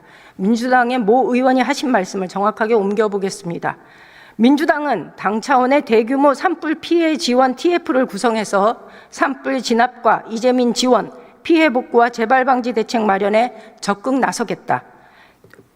한대행과 헌재도 해야 할 일을 즉시 하라. 이것이 정확한 워딩이었습니다. 그런데 이 말을 이렇게 악의적으로 왜곡하는 걸 보면서 기사를 읽을 때는 제목만 보지 마시고 본문 내용도 반드시 확인하시고 팩트 체크라는 것이 있다는 것도 염두에 두시고 그것이 정치인의 기본이라는 얘기를 아울러 드립니다. 이한경 재난안전관리본부장님? 네, 차관입니다. 네, 차관님. 기후위기로 산불이 대형화되고 연중화되었다고 얘기합니다. 동의하십니까? 네, 큰 변화가 있습니다. 예. 그래서 이번 산불을 두고 기후재난이다라고 전문가들은 얘기합니다. 이 역시 동의하십니까? 네, 재난성 재난이라는 생각도 재난성 기후라고 생각하고 있습니다. 그러면 행안부는 이번 산불을 자연재난으로 보십니까? 사회재난으로 분류하십니까? 사회재난으로 분류하고 있습니다. 그렇습니까? 기후재난이라고 얘기하면서도 사회재난이라면 변화하는 기후에 대해서 이런 분류 기준 자체가 재검토되어야 하지 않을까요? 산불의 원인을 기준으로 저희가 보고 있는데요. 실화가 굉장히 많이 저는 이게 보고 있습니다. 변화하는 기후에 대한 재검토가 좀 필요하다라는 말씀을 드립니다. 산불 피해 주민들이 가장 원하는 게 뭔지 아십니까? 네, 알고 있습니다. 제가 만나본 많은 분들은 뭐 긴급한 지원도 있었지만 지금 현재는 주로 주거에 대한 걱정을 많이 하고 있습니다. 예, 맞습니다. 그런데 그거보다 더 급한 게 있습니다. 뭐냐면 피해 사실 확인서입니다. 이 피해 사실 확인서가 있어야 주택을 복구하기 위한 자금을 융자받을 수 있고요. 영농자금 대출 상환을 연기하려고 해도 이 피해 사실 확인서가 필요합니다. 그리고 다 타버린 약을 다시 처방받으려고 해도 피해 사실 확인서가 필요합니다. 이 확인서가 있어야 지원을 받을 수 있는데 피해 신고 접수 기간이 4월 15일입니다. 피해자들은 언제쯤 이 확인서를 발급받을 수 있을까요? 우리 의원님께서도 이제 현장에서 많은 주민들과 함께 여러 가지 공감을 해주시고 또 여러 가지 대안을 또 저한테도 말씀해 주신 거 감사드립니다. 말씀 주신 것처럼 현재 피해 조사가 진행 중입니다. 거기에 따라 절차가 진행될 것이고요. 말씀 주신 것처럼 어쨌든 저희가 어쨌든 최대한 빠른 속도로 하기 위해서 많은 인력과 중앙 차원에서도 동시에 지금 진행을 하고 있습니다. 예. 기후재난으로 분류가 되면요, 자연재난으로 분류가 되면 1차에서 입력이 끝나면 곧바로 피해사실 확인서가 발급이 됩니다. 그런데 사회재난으로 분류가 되면 똑같이 NDMS에 피해사실을 입력을 해도 중앙정부에서 이것이 다시 현장에 와서 사실 확인이 되지 않으면 피해사실 확인서가 발급되지 않습니다. 그래서 현장의 공무원들은 이것을 좀 고쳐달라.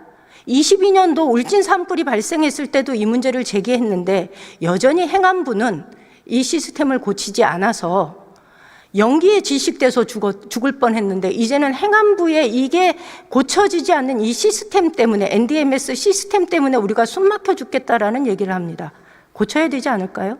네, 이번부터는 중앙부처가 지금 같이 하고 있습니다. 그래서 걱정하셨다시피 전에는 지자체, 중앙 순차적으로 했습니다만 지금 병행을 하고 있습니다. 그래서 4월 15일까지는 동시에 마칠 예정입니다. 4월 15일이면 산불이 끝난 다음에 2주가 지나야 실제로 이 확인서가 발급이 된다는 소리입니다.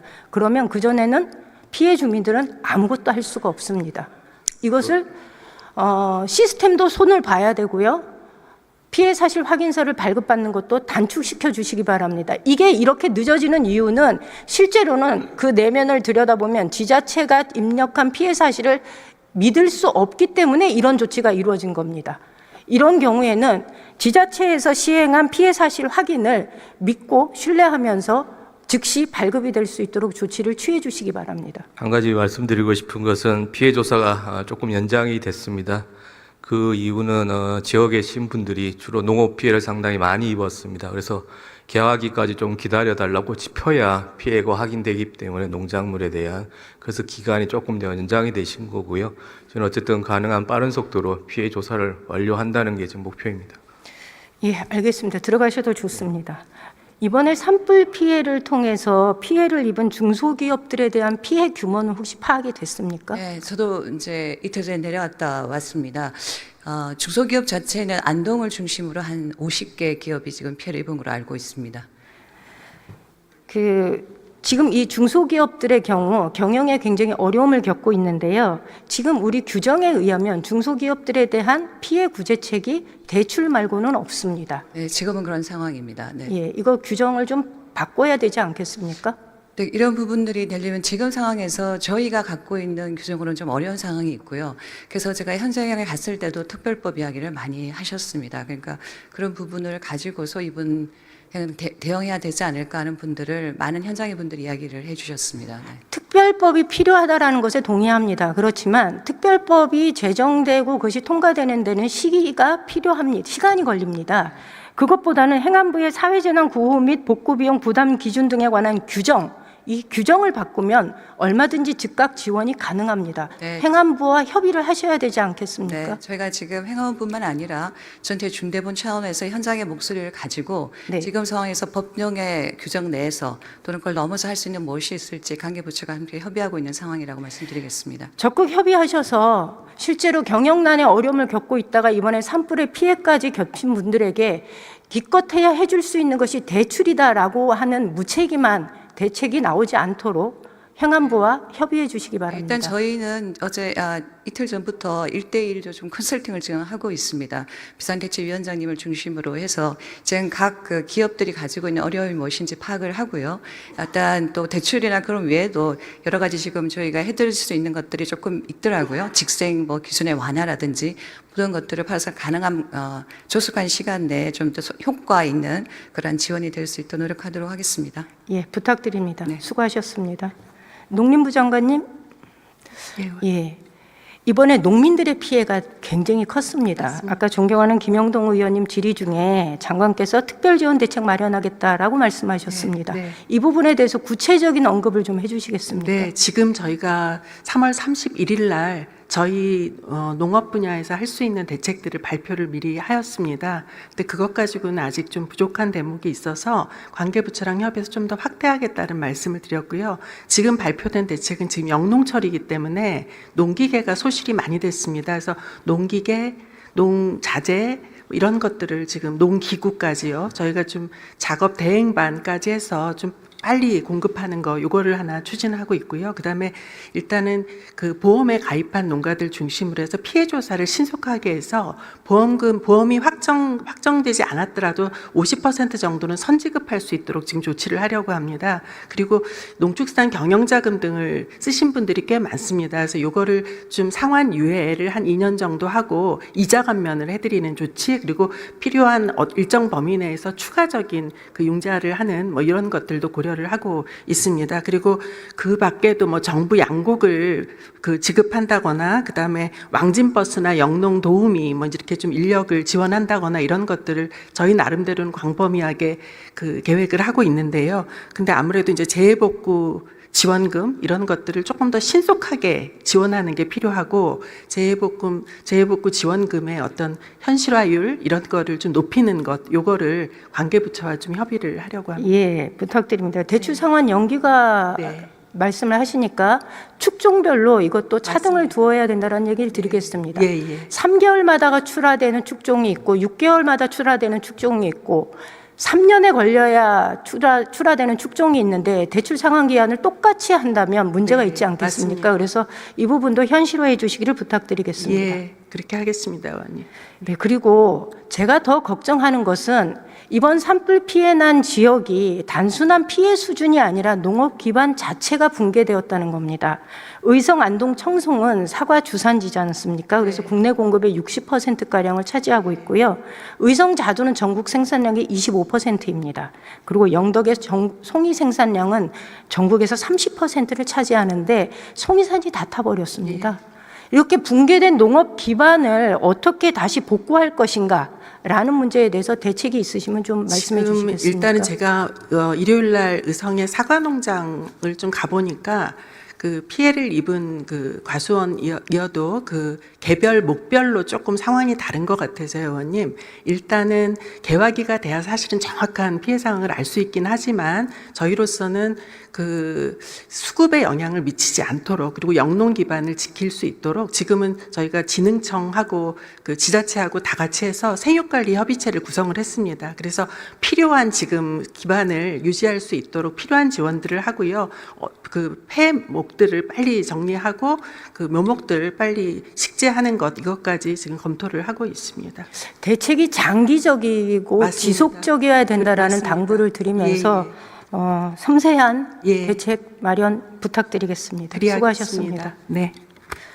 이번 산불에서 누구보다도 고생하셨을 텐데요. 그 전체적으로 산불 그 진화 총 책임자로서 이번 산불에 대한 대응을 평가한다면 어떤 평가를 하실 수 있을까요? 먼저 산불로 인해서 돌아가신 주민분들하고 부상 입으신 분들 그리고 유가족 여러분 또 특히 산불 진화 과정에서 또 돌아가신 우리 진화대원 네 분하고 또 헬기 산불 진화 헬기 조종사분께 산불 진화 책임 기관장인 산림청장으로서 대단히 죄송하다는 생각을 가지고 있습니다. 다만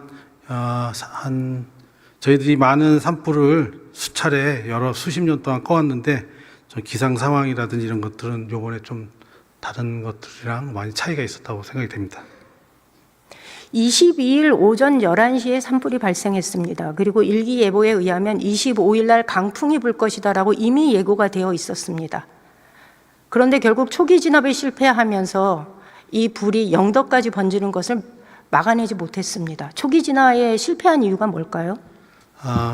22일 11시 25분에 최초에 발화를 했고요. 만 1일이 되기 전에 1000헥타 이상으로 확산이 되었습니다. 그거는 이제 기상적인 요건이 좀 있었다고 보고 판단합니다.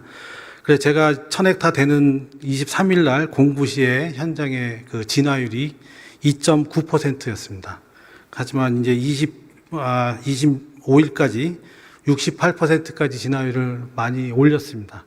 올렸는데 더 많이 올릴 수 있었지만 전날 아까 말씀드린 우리 진화대원 사망사고도 있었고 또 연무라든지 연무 때문에 헬기를 적절하게 또 투입하는 타이밍들이 굉장히 어려웠습니다. 이런 안전 문제라든지 또 동시다발적으로 산불이 발생을 했기 때문에 한정된 헬기라든지 진화 자원을 적절하게 배분하는데 좀 문제가 있었습니다. 그래서 25일 날 68%까지 진화를 하다가 그 25일 오후하고 26일 내 강풍에 의해서 태풍급 강풍에 의해서 영덕 외에 나머지 3개 시군에 확산된 걸로 저희는 그렇게 판단하고 있습니다. 산불이 3단계에 이르면요. 소방청장님께 모든 권한이 집중됩니다. 그렇죠? 산림청장. 산림청장님께 모든 권한이 있습니다. 네. 그래서 소방장비와 인력에 대한 배치 권한을 가지고 계신데요. 현장에서는 소방청이 보유한 장비와 국방부가 보유한 장비와 지자체가 보유한 장비가 산림청장이 지휘 통제 아래 제대로 들어가 있지 않고 산림청장이 이것을 제대로 지휘, 관리, 감독하고 있지 못하다라는 불만이 많습니다. 그래서 지역의 유력 인사들에 의해서 소방 장비가 배치되었다는 불만이 많습니다. 이 부분에 대해서는 어떤 답변 주시겠습니까? 현장 통합지휘본부를 하게 되면 산림청장은 총괄적인 지휘를 하고요. 아까 우리 이한경 본부장께서 얘기하신 것처럼 소방은 인명 피해라든지 재산 피해를 방지를 하는 역할을 하고 경찰은 주민 대피, 교통 통제 이렇게 하고 군은 또 인력 지원이라든지 헬기 지원이라든지 부수적인 걸 합니다. 통합지휘본부장을 하면서 외부에서 여러 가지 진화 자원 배분과 관련돼서 많은 요청이 있었던 건 사실이고요. 하지만 아까 말씀드린 한정된 자원을 전체적 전국 단위로 판단해서 배분을 해야 되기 때문에 불필요한 곳에 그렇게 요청에 의해서 저희는 배분을 하거나 그렇게 운영을 하지 않았습니다. 장비가 청장님의 관할하에 모두 다 들어와 있었다고 확신합니까? 예, 아까 말씀드린 것처럼 전체적인 진화 상황이라든지 산림 내 산불 확산 방향이라든지 이런 것들은 산림청에서 모든 자료를 가지고 제공을 하고요. 통합지휘본부 안에 소방, 경찰, 군 뭐 유관기관들 다 와서 거기서 매일 3차례 정도 회의를 하면서 업무 분담을 하는 그런 형태로 지금 하고 있습니다. 협업 과정 형태로 하고 있습니다.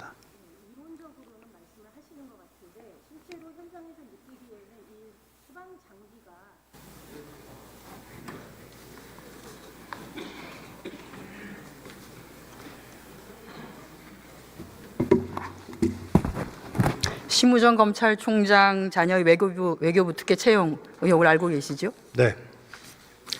화면에 보시는 것처럼 2023년 3월 윤석열 정부죠.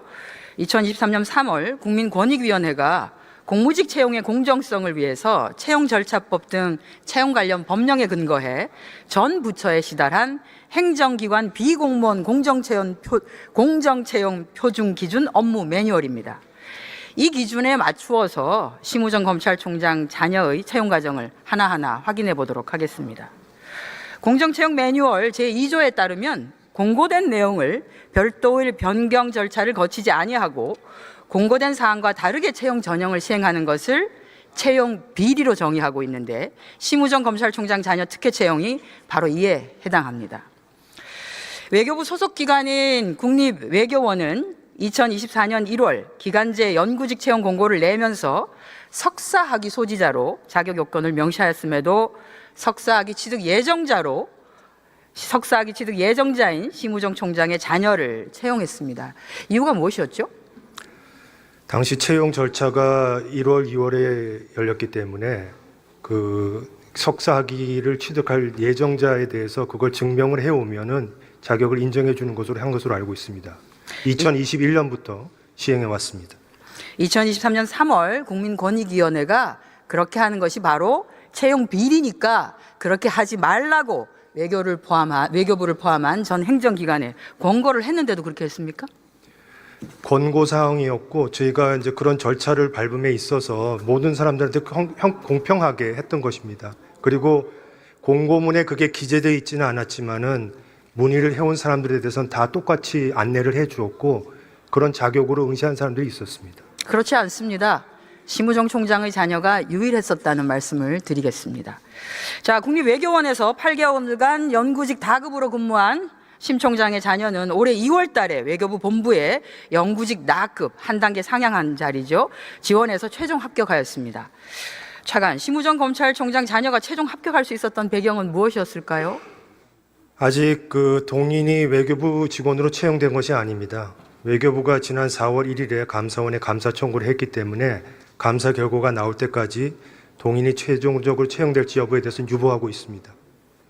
그러면 채용 유보가 되기까지 최종적인 신원조회 절차에까지 이를 수 있었던 배경은 무엇이었을까요?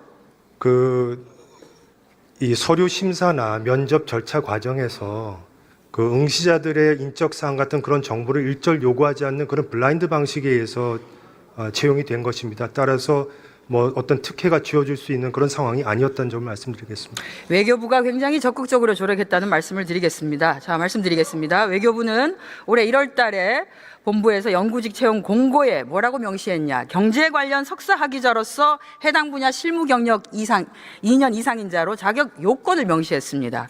그 결과 최종 면접까지 진행하고서 최종 면접자를 불합격 처리했습니다. 불합격 사유를 묻는 의원실에 외교부는 뭐라고 답변했냐면 한국어가 서툴러서 그 사람을 불합격 처리했다고 답변했습니다. 이 답변이 합당하다고 보십니까? 6명이 지원을 해서 그중에 경제학 분야 석사학위를 가진 사람은 한 사람이었습니다. 그 사람에 대해서 면접을 실시를 했는데 면접위원들이 모두 공통적으로 의사표현의 정확성과 논리성에 대해서 모두 하급의 평가를 내렸습니다. 따라서 주의로서는 적격하지 않다고 판정할 수밖에 없었습니다.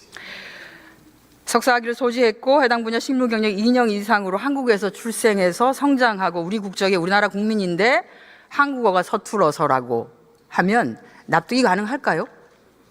외국어 능통자 있을 수도 있습니다.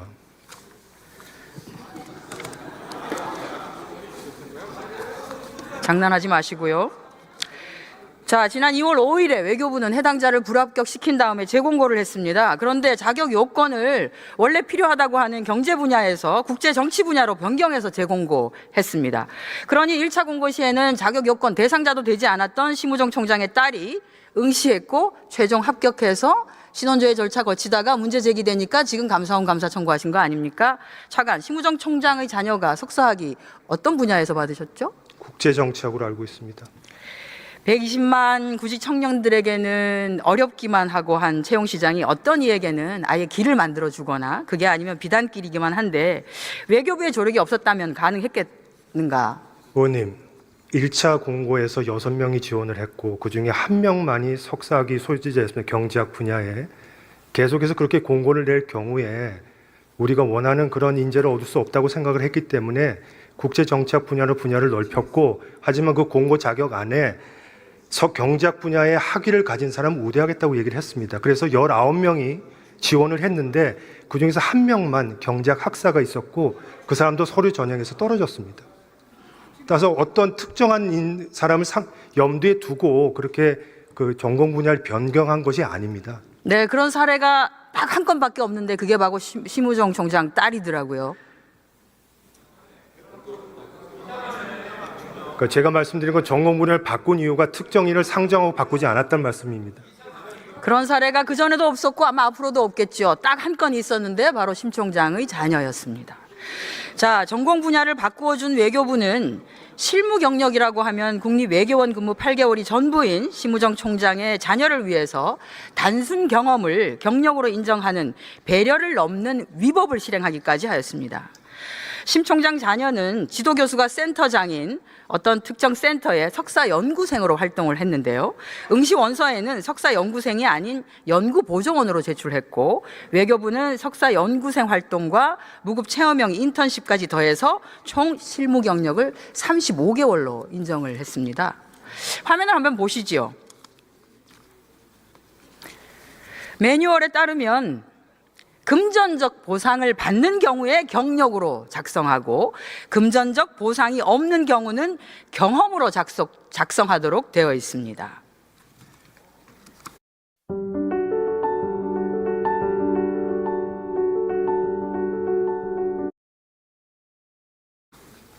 그런데 경험까지 보상이 없는 경우는 경험으로 작성하도록 되어 있습니다.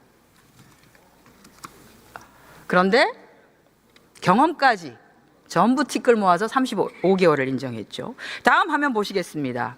그러면 저런 경력은 채용 기관에서 지원자가 근무한 기관의 경력을 확인하거나 4대 보험 가입 이력을 조회하거나 당사자에게 소득금액 증명을 통해서 해당되는 경력사항을 검증하도록 되어 있습니다. 외교부는 어떻게 경력을 확인했습니까? 경력증명서에 대해서 경력증명서를 발급한 기관에 대해서 공문으로 진위 여부를 확인을 했습니다. 소득이 있는지 없는지 그거는 확인하지 않고요. 경력 산정과 관련해서 그 경력 산정을 포함해서 응시자의 자격 요건을 충족하는지를 확인하기 위해서 그 서류 심사 과정에서 그 서류 전형 시험위원회를 구성을 하고 그 위원회 안에 인사 전문가 2인을 포함을 했습니다. 그분들의 판단에 의해서 경력 산정 여부를 검토한 것입니다. 그 판단이 특정인을 위한 판단이면 안 되겠죠. 특정인이 누구인지 알 수 없다고 제가 아까부터 블라인드 채용 절차에 대해서 말씀을 드렸습니다. 그걸 믿는 국민은 아마 없으실 겁니다.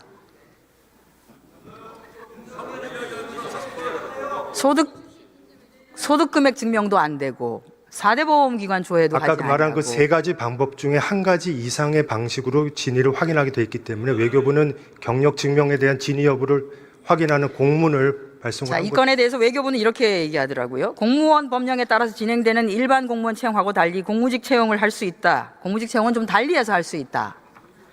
라고 하는데 아직도 같은 생각입니까? 공무직이라고 해서 공무원과 관련된 것과 완전히 별개로 할 수는 없지만은 그 공무직의 특성을 좀 더 감안할 필요가 있다는 생각이고 아까 말씀하신 권익위의 그 권고 사항들을 저희도 다 받아서 현재 외교부가 유지하고 있는 그 외교부 내규라든가 그 채용 매뉴얼과 다 비교를 하면서 어느 정도 반영을 했다는 것을 다 권익위 쪽에도 설명을 했습니다. 외교부가 뽑은 심우정 검찰총장 자녀 채용은 노동부가 관할하고 있는 채용 절차 공정화법 그리고 정부 가이드라인을 위반하였습니다. 인정하십니까? 저는 그 인정 못 하시겠죠? 인정하면 잘못했다는 거. 권고안을 충실히 반영하고 있다고 생각을 합니다. 자, 권익위는 이렇게 얘기하고 있습니다. 응시 자격 요건에 맞지 않는 자를 자격 심사에서 통과시키는 것, 즉 석사학위 소지자가 아닌 석사학위 취득 예정자를 자격 심사에서 통과시키는 것, 또 서류 전형에서 각 관련 직종이나 경력 점수를 부적정하게 평가한 결과로 합격한 경우를 바로 채용 비리라고 완벽하게 규정하고 있습니다. 심우정 총장 자녀에게 주어진 특혜가 바로 권익위가 얘기하는 채용 비리입니다.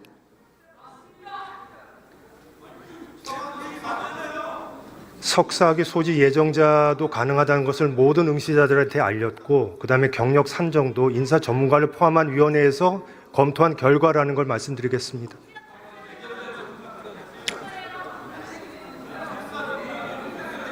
모든 응시자라면 그 7,000명 정도가 조회를 했는데 그 7,000명에게 다 알렸다는 얘기입니까? 아니죠. 이런 것도 자격이 되는지를 문의해 오는 사람들한테 다 얘기를 했다는 것입니다.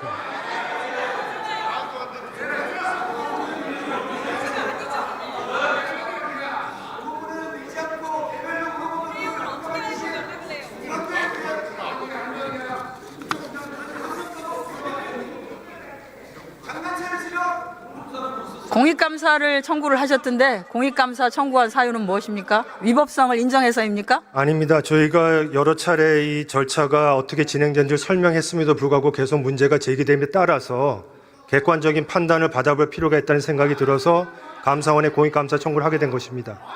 저희는 감사원이 신속하게 이 문제를 다루어서 그 진상을 다 파악해 주길 기대하고 있습니다.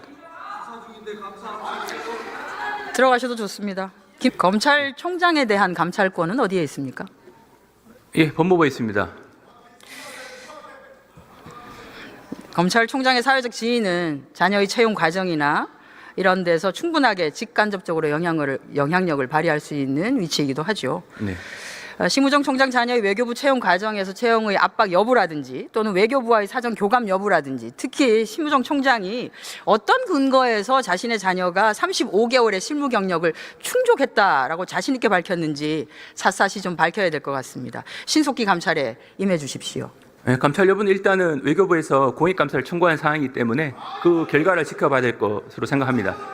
공익감사와는 별개로 할 수 있죠, 감찰은.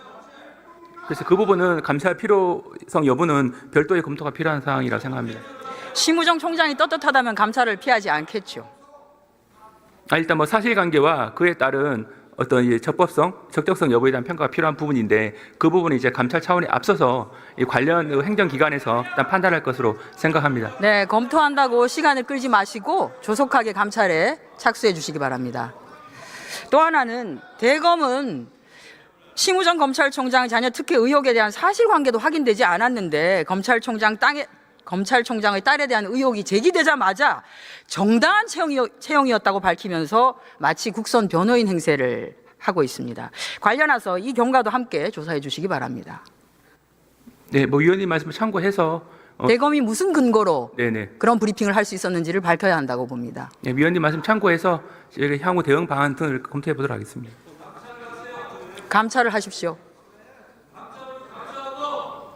네, 그 부분에 이 자리에서 확답드릴 사항은 아니라고 생각합니다.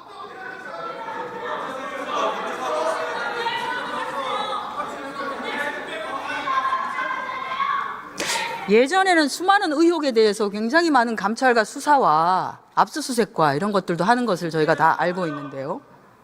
일단 현재 그 총장의 제기된 의혹은 두 가지로 볼 수 있는데 국립외교원 연구원 채용 부분은 작년 인사청문회 또 논의가 됐던 사항입니다. 그다음에 올해 이제 경영 요건 부분과 이제 그다음에 약간 인사청문회 때 논의됐지만 해소되지는 않았습니다. 예, 그 이후에 올해 이제 외교부 채용 부분은 새롭게 논의된 부분이긴 한데 물론 이 부분은 이제 작년 인사청문회 때 논의된 건 아닙니다만 이 부분에 대해서 외교부도 자체적으로 사실관계를 확인하고 있고 공익감사를 청구한 사항이기 때문에 그 결과를 기다려보는 것이 맞다는 생각입니다.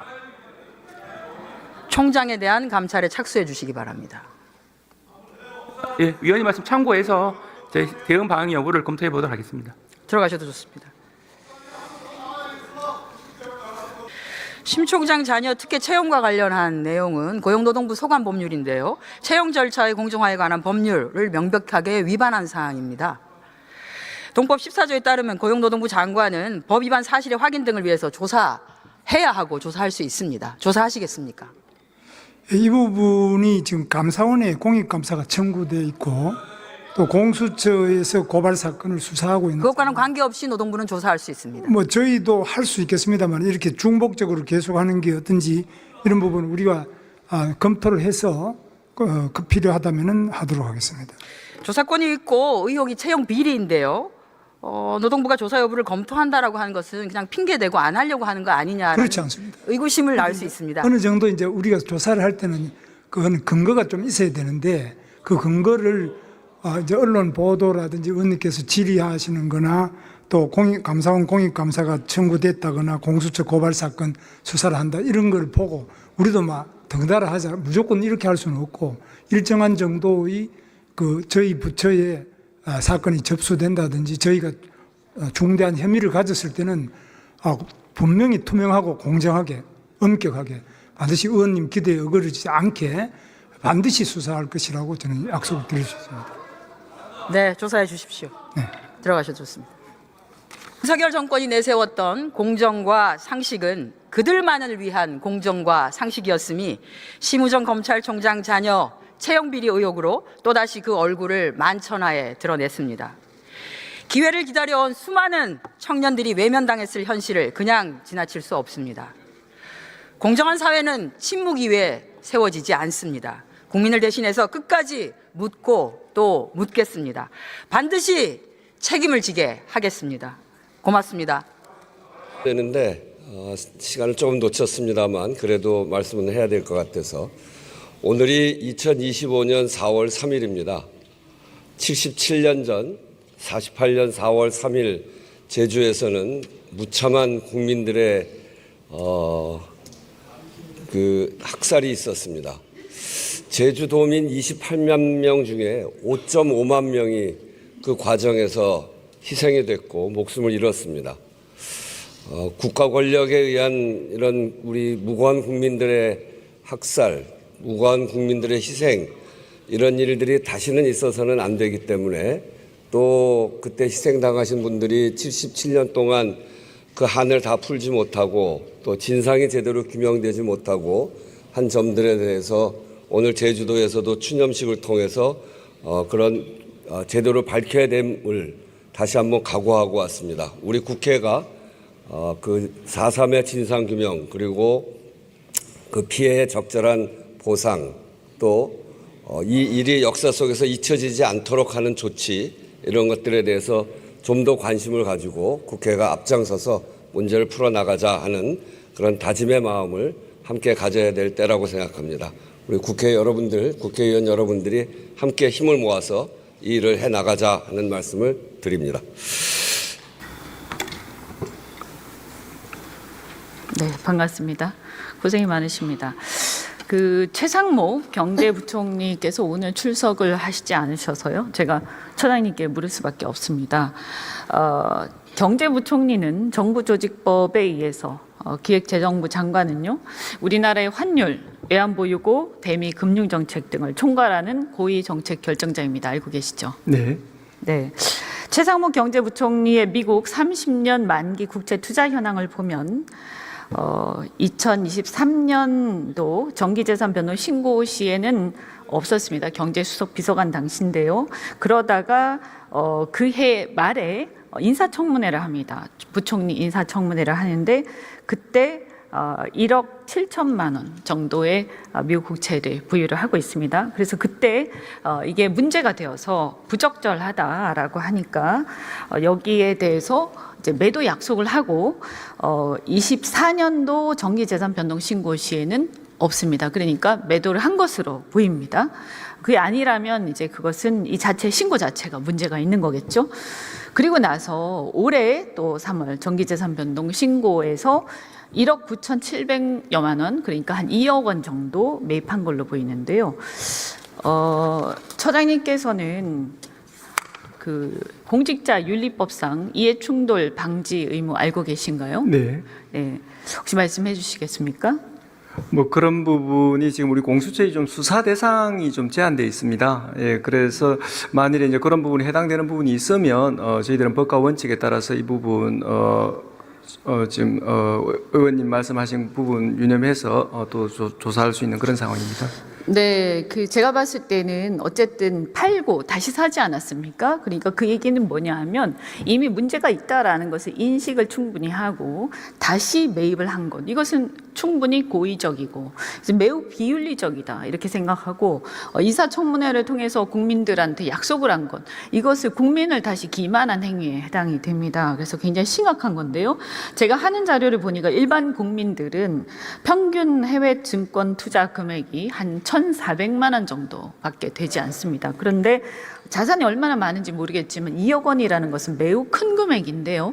이 금액을 경제부총리가 이렇게 미국 국채에 30년 만기 미국 국채에 다 투자를 했다. 굉장히 큰 금액인데 어떻게 이렇게 많이 투자를 했고 또 ETF가 아니라 직접 투자를 했을까 이런 생각이 듭니다. 말씀드린 대로 환율, 외환보유고, 대미 금융정책 등을 총괄하고 있는데 작년에 우리 환율이 어땠습니까? 우리 환율이 굉장히 불안정하지 않았습니까? 그죠? 그래서 이 환율이 상승할 경우, 환율이 급등하면 우리 국민들이 굉장히 힘들어지는 게 많았고 작년 같은 경우 이게 문제가 많이 됐었는데요. 이 미국 국채는 사실 어쨌든 환율이 급등하면서 본인이 이익을 볼 수 있는 그런 구조였습니다.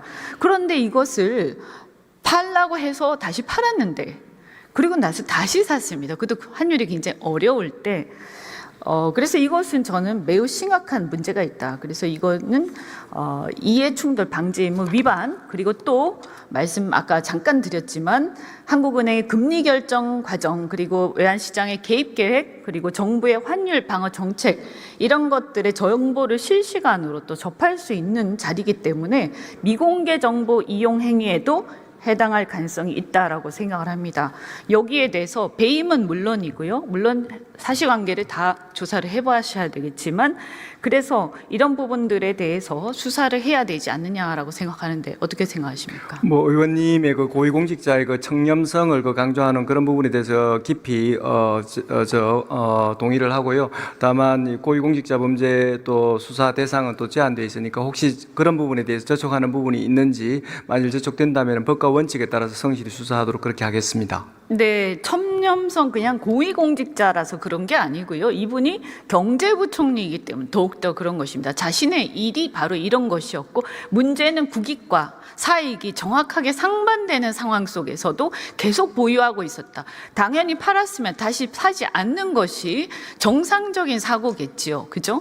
이것은 매우 노골적인 행위입니다. 저는 이것은 그냥 다른 고위공직자가 미국 국채를 매입한 거하고는 완전히 다른 얘기다라고 생각을 하고 더군다나 인사청문회에서 그렇게 문제가 되어서 팔았는데도 불구하고 다시 샀다라는 것은 매우 고의적이고 아주 그 뭐라고 해야 되나요? 굉장히 뻔뻔하다 하는 생각이 듭니다. 이것은 그냥 놔두면 안 됩니다. 반드시 수사를 해야 된다.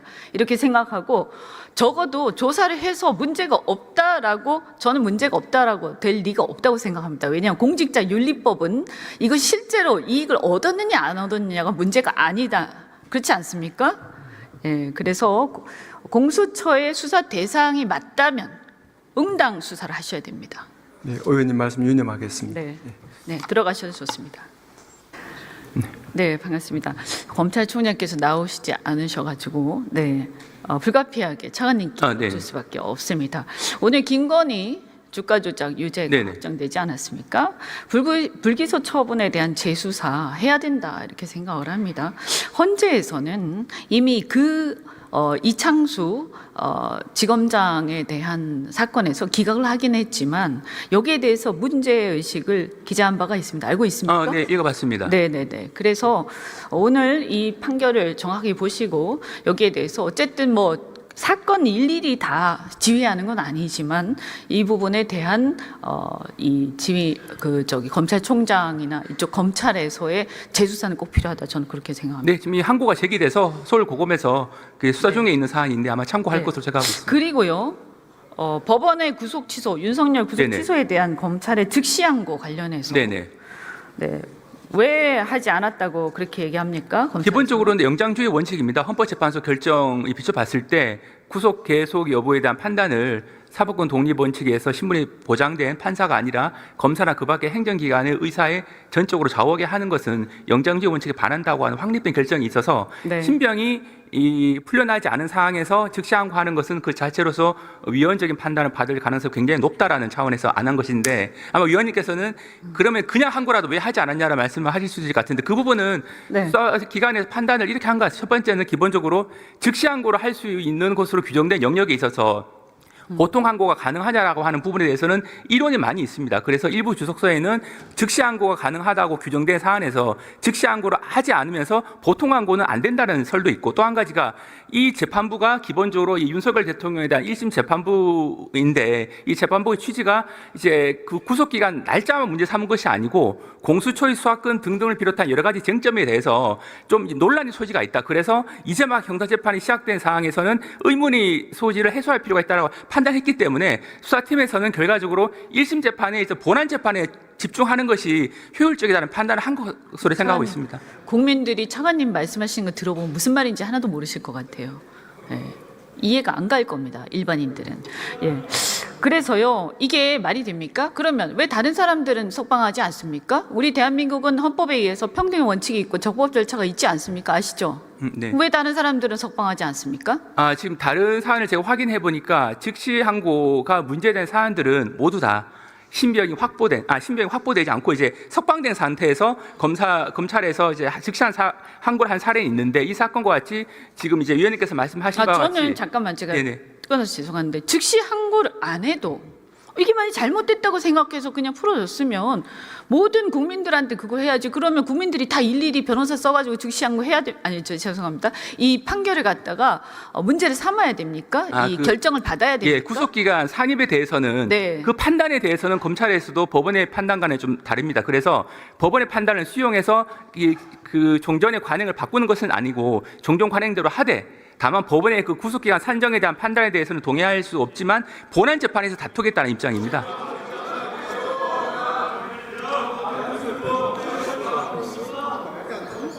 차관님이 생각해도 말이 안 되지 않습니까? 앞뒤가 안 맞잖아요. 아니 윤석열 개인만을 위해서 특화된 무슨 검찰도 아니고 그러면 안 되는 거죠. 그러니까 검찰이 국민의 신뢰를 못 받는 거예요. 이건 매우 심각한 일이라고 저는 생각합니다. 정말 그렇다면 모든 피의자, 모든 피고인들을 다 석방을 하는 게 맞습니다. 그게 옳든 그르든 간에 절차적인 문제에서 그렇지 않습니까? 그냥 해야지 왜 그 사람들은 그러면 법원에 뭘 받아와야 됩니까? 이미 그렇게 해서 승복을 했는데요. 근데 지금 윤석열 대통령 사건에 대해서도 검찰은 법원의 구속기간 산정에 대한 판단에 그러면 왜 대해서 항고를 안 했어요? 즉시 항고를 안 했으면 보통 항고라도 했었어야죠. 그리고 오케이 거기까지 그럼 이해하더라도 보통 항고 했었어야죠. 안 했잖아요. 그 승복한다는 얘기 아니에요? 네, 그 부분 제가 앞에서 간단히 말씀드렸는데 즉시 항고가 가능한 영역에 있어서 안 했을 때 보통 항고는 제기가 불가능하다라고 하는 유력한 견해가 있습니다. 시도해 보셨어요? 안 했잖아. 견해 가지고 그렇게 합니까? 이거 국가적으로 중요한 사안인데, 그죠? 그리고 이 부분은 기본적으로 이 본안 재판을 통해서 수사와 기소 과정의 적법성 여부를 확인받을 예정에 있고 그 부분은 수사팀에서 판단한 부분이라고 생각합니다. 내일 헌재에서 파면이 되면 다른 사건들 수사가 개시가 될 수밖에 없다고 봅니다. 군사반란죄를 비롯해서 그러면 다른 사건들의 수사와 동시에 저는 빨리 구속을 다시 재개해야 된다 이렇게 봅니다. 왜냐하면 이런 문제들이 있기 때문에 국민들은 매우 불공정하다. 그리고 수사기관과 검찰 법무부에 대한 정무에 대한 그 불신에 가득 차 있다. 이렇게 하시면 안 된다. 말씀드립니다. 들어가셔도 좋습니다. 시간이 얼마 없어서 오늘 어제죠. 트럼프 정부에서 상호관세 발표했죠. 네. 어떻게 생각하십니까? 예, 저희가 뭐 그동안 여러 가지 시나리오 가지고 대응하고 있었는데 생각보다 좀 높게 발표가 돼서 저희 산업계 여러 가지 우려가 있고 오늘 지금 계속 산업계하고 지금 저희가 협의 중에 있습니다. 조만간에 미국 측하고 긴밀하게 협의를 해서 우리 산업계에 부정적인 영향을 최소화시킬 수 있도록 노력하겠습니다. 네. 총리 주재 경제 TF에 장관님 참석 안 하셨습니까? 네, 못했습니다. 네. 그 장관님은 못하시고 여기 나오셨잖아요. 그죠? 그리고 어제 새벽에 발표가 났으니까 얼마든지 대응 주재 회의는 새벽 아침 할 수 있었습니다. 그런데 왜 총리와 경제부총리는 안 왔습니까? 지금 저희가 업종별로 계속 그 협의를 할 일들이 좀 많이 남아 있고요. 지금 제 대신에 차관들이 지금 하고 있습니다. 뭐 제가 장관님께 여쭐 건 아니라고 생각하는데 어쨌든 산자부 장관께서는 참석을 하실 수 있는 것입니다. 그런데 왜 경제부총리는 나오지 않았는가 묻지 않을 수가 없고요. 민간국가 지정과 관련해서 이게 문제가 있다. 굉장히 심각하다. 이게 언제 지금 이거 우리가 다시 한번 이걸 저희 뒤집을 수 있는 기회가 있죠? 민간 국가 문제는 에너지부 장관 그 소관 그 부서인 에너지부 장관하고 저희가 협의를 했고 에너지부 장관도 한미 간에 여러 가지 과학기술 협력이나 에너지 산업 그 투자 뭐 경제 협력 부분이 많이 있어서 이 문제를 빨리 조속히 그 해결하겠다는 의지가 있습니다. 그래서 저희가 지금 실무 협의를 계속하고 있고요. 최대한 빨리. 이유가 뭡니까? 그 국가 지정 이유. 저희는 그 에너지부에서 발표한 대로 지금 그 기술 보안 관련되는 그 내용으로 저희는 알고 있습니다. 네, 근데 핵 비확산 문제도 있다라고 생각을 하는데 그 얘기는 제가 다 생략하겠습니다. 4월 15일 예, 그때까지 빨리 이것을 다시 제고하도록 해야 됩니다. 네, 저희가 지금 미국에 가십니까?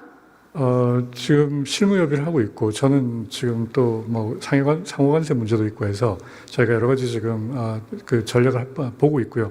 통상교섭 본부장이 조만간에 미국하고 협의를 하러 지금 갈 예정이고 저희가 여러 가지 산업계하고 좀 전략을 만들고 있습니다.